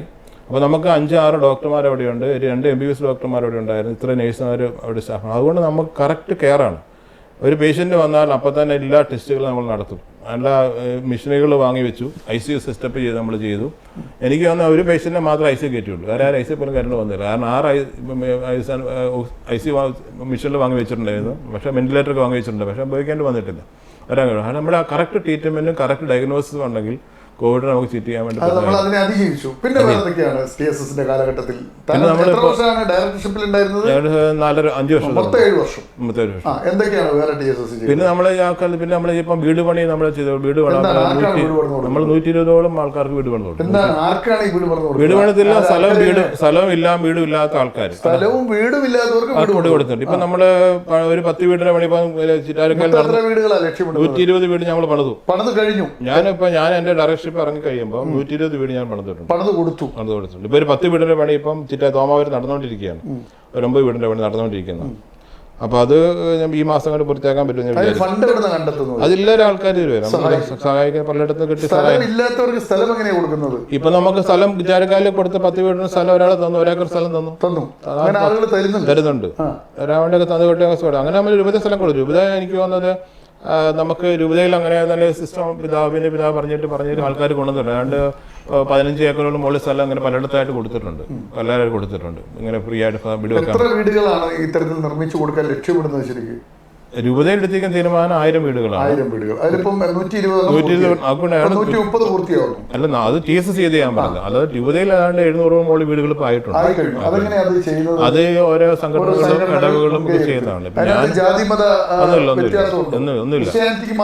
അല്ല, എല്ലാവർക്കും ഉണ്ട്. എല്ലാ മനുഷ്യരുണ്ട്. TSSന്റെ പ്രവർത്തി എല്ലാ മനുഷ്യരുണ്ട്. പിന്നെ നമുക്ക് ചെയ്യാൻ പിന്നെ നമ്മുടെ ക്യാൻസറിന് വേണ്ടിയിട്ടുള്ള പ്രൊജക്റ്റുകളുണ്ട്. മലബാർ ക്യാൻസറിനുമായിട്ട് ഡോക്ടർ സതീശൻ സാറുമായിട്ട് ചേർന്നുകൊണ്ട് നമ്മൾ മലബാർ ക്യാൻസറിൽ നമ്മൾ 3-4 ഇയർലി ഡയഗ്നോസ് സെന്ററുകൾ നമ്മൾ തുടങ്ങി. അത് നമുക്ക് ആവശ്യമാണ്. കാരണം ആൾക്കാർ അത് നമ്മൾ ഇവിടെ ഗർഭാശയ ക്യാൻസറും വായിലെ ക്യാൻസറും ഒക്കെ നമുക്ക് സുഖപ്പെടുത്താൻ പറ്റുന്നതാണ്. അപ്പോൾ അവിടുന്ന് ഡോക്ടർമാരെ സതീശൻ ഡോക്ടർ വിട്ടുതരും. നമ്മളതിനുള്ള നേഴ്സുമാരെ നമ്മൾ വില്ലേജിൽ നിന്ന് ഫ്രീ ആയിട്ട് കണ്ടെത്തി അവർ ഫ്രീ ആയിട്ട് അവർക്ക് ട്രെയിനിങ്ങുകൾ കൊടുത്തു. അതിനുശേഷം നമ്മുടെ സ്ത്രീകൾ ഇപ്പോൾ ഒരു പാസ്മേർ ടെസ്റ്റ് എടുക്കണമെങ്കിൽ സ്ത്രീകളാരും ഗവൺമെൻറ് ആശുപത്രിയിൽ കണ്ണൂരേക്ക് വരില്ല. ഉദാഹരണത്തിന് തോമാപുരത്ത് പരിഹാരത്തേക്ക് മെഡിക്കൽ കോളേജിലേക്ക് വരാൻ വേണ്ടി പോവുകയാണ്. പക്ഷേ ആ സംവിധാനം ഗ്രാമങ്ങൾ ഉണ്ടാക്കി കഴിയുമ്പോൾ അവരവിടെ പോയി ടെസ്റ്റ് എടുത്തു കഴിഞ്ഞാൽ നമുക്ക് ക്യാൻസർ ഉണ്ടെന്ന് അറിയാം, അന്നേരം ട്രീറ്റ്മെൻറ്റ് ചെയ്യാൻ വേണ്ടി പറ്റും. അതാണ്. പിന്നെ ബ്രസ്റ്റ് ക്യാൻസർ എക്സാമിനേഷൻ നമ്മളെ പഠിപ്പിച്ചു. അപ്പം അങ്ങനെ നമ്മൾ ഏതാണ്ട് 500-510 പേരെ പഠിപ്പിച്ചു. ഏതാണ്ട് 12ഓളം പേരെ നമ്മൾ ഇതിൻ്റെ അകത്തുനിന്ന് ക്യാൻസർ കണ്ടുപിടിച്ചു, നേരത്തെ രക്ഷപ്പെടുത്താൻ പറ്റി. അപ്പോൾ അത് മലബാർ ക്യാൻസറിന്റെ ഡോക്ടർ സതീശൻ ഡോക്ടറിന്റെയും ഒരു സഹായം കൊണ്ട് മാത്രം ഉണ്ടാകുന്ന കാര്യമാണ്. പിന്നെ അവിടുത്തെ ഡോക്ടർ ഫിനിക്സ്, അതുപോലെ തന്നെ അവിടുത്തെ സന്തോഷ് സാറ്, പിന്നെ അവിടെ നമ്മുടെ മാഡം ഉണ്ടായിരുന്നു, ഡോക്ടർ ഉണ്ടായിരുന്നു, പുള്ളിയുടെ പേര്. അവരങ്ങനെ ഡോക്ടർമാരെല്ലാം അവരെ വന്ന് സഹായിക്കുന്നുണ്ടായിരുന്നു എല്ലാ പ്രാവശ്യം ക്യാമ്പിന് വേണ്ടി. അത് നമ്മൾ ചെയ്തൊരു പരിപാടിയാണ്. പിന്നെ നമുക്കിങ്ങനെ ഡയാലിസിസ് സെന്റർ നമ്മൾ സ്ഥാപിച്ചു. നമ്മൾ കരുവിഞ്ചാലിൽ ഡയാലിസിസ് സെന്റർ തുടങ്ങി. അതുപോലെ തന്നെ നമ്മൾ ഇവിടെ ഇരിട്ടിയിൽ ഡയാലിസിസ് സെന്റർ എൻട്രൻസ് തുടങ്ങിയിട്ടുണ്ട്. അത് നമുക്ക് ഫ്രീ ആയിട്ടാണ്, സൗജന്യമായിട്ട് കൊടുക്കുകയാണ്. നമ്മൾ മിഷൻ മേടിക്കാൻ വേണ്ടിയിട്ട് നമ്മുടെ ആൾക്കാർ സഹായിച്ചിട്ടുണ്ട്. ബഹുമാനപ്പെട്ട മാപ്പിളപ്പറമ്പലച്ചൻ സഹായിച്ചിട്ടുണ്ട്. അങ്ങനെ സഹായിച്ചുകൊണ്ട് നമ്മൾ മിഷൻ ഇല്ലാതെ ഇപ്പം 20ഓളം മിഷനുകൾ നമ്മളൊക്കെ ഉണ്ട്. മിഷനുള്ള എടുത്തിട്ടുണ്ട്. അപ്പോൾ എല്ലാം ഫ്രീ ആണ്. അത് ഇടവകയെന്ന് വഹിക്കുന്നത് അതിന്റെ ചെലവുകളൊക്കെ ഇപ്പം ഡയാലിസിസ് കൊടുക്കുന്നത്. നമ്മൾ മിഷൻ സെറ്റ് ചെയ്ത് കാര്യങ്ങൾ ഉള്ള സൗകര്യങ്ങളൊക്കെ ആക്കി കൊടുത്ത് ഡയാലിസിസ് സെന്റർ തുടങ്ങാനായിട്ട് പോകുന്നുണ്ട്. അത് സൗജന്യമാണ്. അതുകൊണ്ട് പിതാവിന്റെ ആഗ്രഹം ഡയാലിസിസ് ചെയ്യാൻ പൈസ ഇല്ലാതെ ആരും മരിക്കാൻ വേണ്ടിയിട്ട് ആരും ഉണ്ടാകരുതെന്നാണ് കാരണം. അതാണ്. പിന്നെ നമ്മൾ റേഡിയോ സ്റ്റേഷൻ തുടങ്ങിയിട്ടുണ്ട്. ഞാൻ സ്വന്തമായി TSSന്റെ നേരത്തെ നമ്മൾ റേഡിയോ സ്റ്റേഷൻ തുടങ്ങി. അത് കാഞ്ഞങ്ങാട് പടന്നക്കാട് നമ്മൾ റേഡിയോ സ്റ്റേഷൻ തുടങ്ങി. Company radio for you. Telecast ഉണ്ട്. തുടങ്ങിയിട്ടാണ് ഞാൻ പോകുന്നത്. സ്വന്തമായി റേഡിയോ സ്ഥാപിച്ചു. ക്യാൻസർ രോഗികൾക്ക് വേണ്ടിയിട്ടുള്ള പ്രവർത്തനങ്ങൾ, ഡയാലിസിസ് വൃക്കരോഗികൾക്കുള്ള സേവനം, പിന്നെ അതുകൂടാതെ ഈ കോവിഡ് കാലത്തുള്ള തൂവാല വിപ്ലവം, അതുകൂടാതെ പ്രളയകാലത്ത് 2 ലക്ഷം ചപ്പാത്തി, അങ്ങനെ ഒത്തിരി പ്രവർത്തനങ്ങൾ ഇനി എന്തൊക്കെയാണ് ലക്ഷ്യം താങ്കളുടെ? ഇനി ലക്ഷ്യം എന്നുള്ളത് നമ്മുടെ പിതാവ് ഇപ്പോൾ ഉത്തരവാദിത്തം ബയോമോണ്ടൻ ഫാർമസ്യൂട്ടിക്സ് കമ്പനിയാണല്ലോ. കമ്പനിയൊപ്പം നമ്മുടെ അടുത്ത സർക്കാരിനോട് കുറച്ചൊരു ഉത്തരവാദിത്തമുണ്ട്. ഒരു ഹരിത ഇൻഡസ്ട്രിയൽ പാർക്ക് ഇവിടെ വരുന്നുണ്ട്. ആ പാർക്കിലേക്ക് സംരംഭങ്ങൾ ഒരു 4 വർഷത്തിന് ഇതാവുമെന്ന് എനിക്ക് വിചാരിക്കുന്നു. ഇപ്പൊ തന്നെ അതിൻ്റെ അകത്ത് സംരംഭങ്ങൾ വരാൻ തുടങ്ങിയിട്ടുണ്ട്. കാരണം നമുക്കുള്ളൊരു അഡ്വാൻറ്റേജ് ബാംഗ്ലൂർ മൈസൂർ റോഡിന് ആണ്, എയർപോർട്ട് അടുത്താണ്. അതുപോലെ തന്നെ മലയാളികളായിരിക്കുന്ന ആൾക്കാർക്ക് ഇപ്പോൾ വിദേശിയുള്ളവർക്ക് ഇവിടെ സ്ഥലം തടിയായിട്ട് വരുന്നുണ്ട്. കാരണം എല്ലാം കൊണ്ട് നല്ല സ്ഥലമാണ്, വലിയ സാധ്യതകളുണ്ട്. പിന്നെ നമ്മുടെ പ്രൊഡക്റ്റുകൾ ഇതുപോലെ വാല്യൂ ആഡഡ് പ്രൊഡക്റ്റ് ആക്കി മാറ്റാൻ വേണ്ടി സഹായിക്കും. ഇപ്പൊ തന്നെ വ്യവസായികളായി ഉള്ള ആൾക്കാരെ പലരും കണ്ടിരുന്നു വന്നിട്ടുണ്ട്. അവരിവിടെ കശുവണ്ടിയുടെ സമരം തുടങ്ങാൻ വേണ്ടി വരുന്നുണ്ട്, ചക്കര തുടങ്ങാൻ വേണ്ടി തുടങ്ങുന്നുണ്ട്. അപ്പൊ നമ്മുടെ ആൾക്കാർ തന്നെ വരണം. പ്രകൃതിയിൽ നിന്നുള്ള വിഭവങ്ങളെല്ലാം ഇനി ഇവിടെ പ്രോസസ് ചെയ്ത് ജനങ്ങളിലേക്ക് എത്തിക്കണം. ഒരു കാര്യം കൂടെ ഉള്ളത്, നമ്മുടെ ഗവൺമെന്റുകൾ സഹായം കൊടുക്കുന്നത് അത് പലർക്കും അറിയത്തില്ല. കേന്ദ്ര ഗവൺമെന്റ് സംസ്ഥാന ഗവൺമെന്റും ഈ സംരംഭങ്ങൾക്ക് വേണ്ടിയുള്ള സഹായങ്ങൾ കൊടുക്കുന്നുണ്ട്. അപ്പൊ അത് ഇൻട്രസ്റ്റ് ഫ്രീ ലോൺ ഉണ്ട്. അതുപോലെ തന്നെ 2 കോടി രൂപ വരെ ആൾക്കാർ കൊടുക്കും. നമ്മുടെ സമയം തീരുകയാണ്. പ്രിയ പ്രേക്ഷകരെ, വളരെ രസകരമായ ഒരു അധ്യായത്തിലൂടെ നമ്മൾ കടന്നുപോയത്. നമ്മളൊന്ന് മനസ്സിലാക്കേണ്ട, ഒരു മനുഷ്യനങ്ങ് തീരുമാനിച്ചിറങ്ങിയാൽ ഏത് മേഖലയിലും കൈവെക്കാം. പഠിച്ചത് ബിസിനസ്സാണ്, എന്നാൽ അദ്ദേഹം ചെയ്ത സേവന മേഖല, അതിലും അദ്ദേഹത്തിന് വലിയ ബിരുദാനന്ദ ബിരുദമൊക്കെ ഉണ്ട്. മനുഷ്യരെ ചേർത്ത് നിർത്തി, എയ്ഡ്സ് രോഗികളെ ചേർത്ത് നിർത്തി, ക്യാൻസർ രോഗികളെ ചേർത്ത് നിർത്തി, ദുരിതം അനുഭവിക്കുന്ന മനുഷ്യർക്കൊപ്പൊക്കെ സഞ്ചരിച്ചു. ഇനി വികസന വിപ്ലവത്തിലേക്കാണ്. ആ വികസന വിപ്ലവത്തിന് ഒരു പ്രത്യേകതയുണ്ട്. വ്യവസായ രംഗത്ത് നമ്മുടെ നാട്ടിൽ, നമ്മുടെ പറമ്പിൽ ഉണ്ടാകുന്ന ചക്കയും മാങ്ങയും തേങ്ങയും പഴവും കപ്പയും എല്ലാം നമുക്ക് വിവിധ ഉൽപ്പന്നങ്ങളായി പുറത്തെത്തിക്കാമെന്ന വലിയൊരു സന്ദേശമാണ് നൽകുന്നത്. അത്തരത്തിലുള്ള വ്യവസായങ്ങൾ സ്ഥാപിക്കാനായിട്ട് ഹരിത ഇൻഡസ്ട്രിയൽ പാർക്കാണ്. ഇവിടെ ചക്കയും കശുമാവും അതുപോലെ ഈ പറയുന്ന നമ്മളെ പ്രകൃതി നമുക്ക് നൽകുന്ന ഈ വിഭവങ്ങളിൽ നിന്ന് 100 കണക്കിന് ഉൽപ്പന്നങ്ങളാണ് പുറത്തേക്ക് ഇറങ്ങാൻ പോകുന്നത്. ഇപ്പം തന്നെ 14, 15 ഉൽപ്പന്നങ്ങൾ ഇറങ്ങിക്കഴിഞ്ഞു. അപ്പോൾ നമുക്കൊരു ആരോഗ്യമുള്ള ഒരു ജനതയെ സൃഷ്ടിക്കാനുള്ള പുതിയ കാൽവയ്പ്പാണ് ബയോമൗണ്ടനും ഫാദർ ബെന്നി നിരപ്പേലും. അപ്പോൾ നിങ്ങൾക്ക് എല്ലാവർക്കും മനസ്സിൽ ഒരു വ്യവസായം തുടങ്ങാൻ ആഗ്രഹിക്കുന്നുണ്ടെങ്കിൽ, പുതിയൊരു ജീവിതം ക്രമപ്പെടുത്താൻ ആഗ്രഹിക്കുന്നുണ്ട്, നിങ്ങൾക്കും ബയോമൗണ്ടനിലേക്ക് വരാം. നിങ്ങൾക്ക് വേണ്ട വായ്പ സംഘടിപ്പിച്ചു തരാനും നിങ്ങൾക്ക് പശ്ചാത്തല സൗകര്യം ഒരുക്കാനും ഇവിടെ മാനേജിംഗ് ഡയറക്ടർ ബെന്നി നിരപ്പേലിൻ്റെ നേതൃത്വത്തിൽ ഒരു സന്നദ്ധ സംഘം തന്നെയുണ്ട്. അതുകൊണ്ട് തന്നെ പ്രേക്ഷകർ ഇതൊരു അധ്യായമായി എടുത്ത് പഠിച്ച് ജീവിതത്തിലെ പുതിയ കാൽവെപ്പിന് ഇത് ഉപകാരപ്പെടുത്താൻ ശ്രമിക്കണം എന്ന് മാത്രം പറഞ്ഞുകൊണ്ട് സക്സസ് സ്റ്റോറിയുടെ എപ്പിസോഡ് ഇവിടെ അവസാനിക്കുന്നു. പ്രേക്ഷകർക്കും ഒപ്പം പങ്കെടുത്ത ബെന്നി നിരപ്പേലിന് നന്ദി, നമസ്കാരം.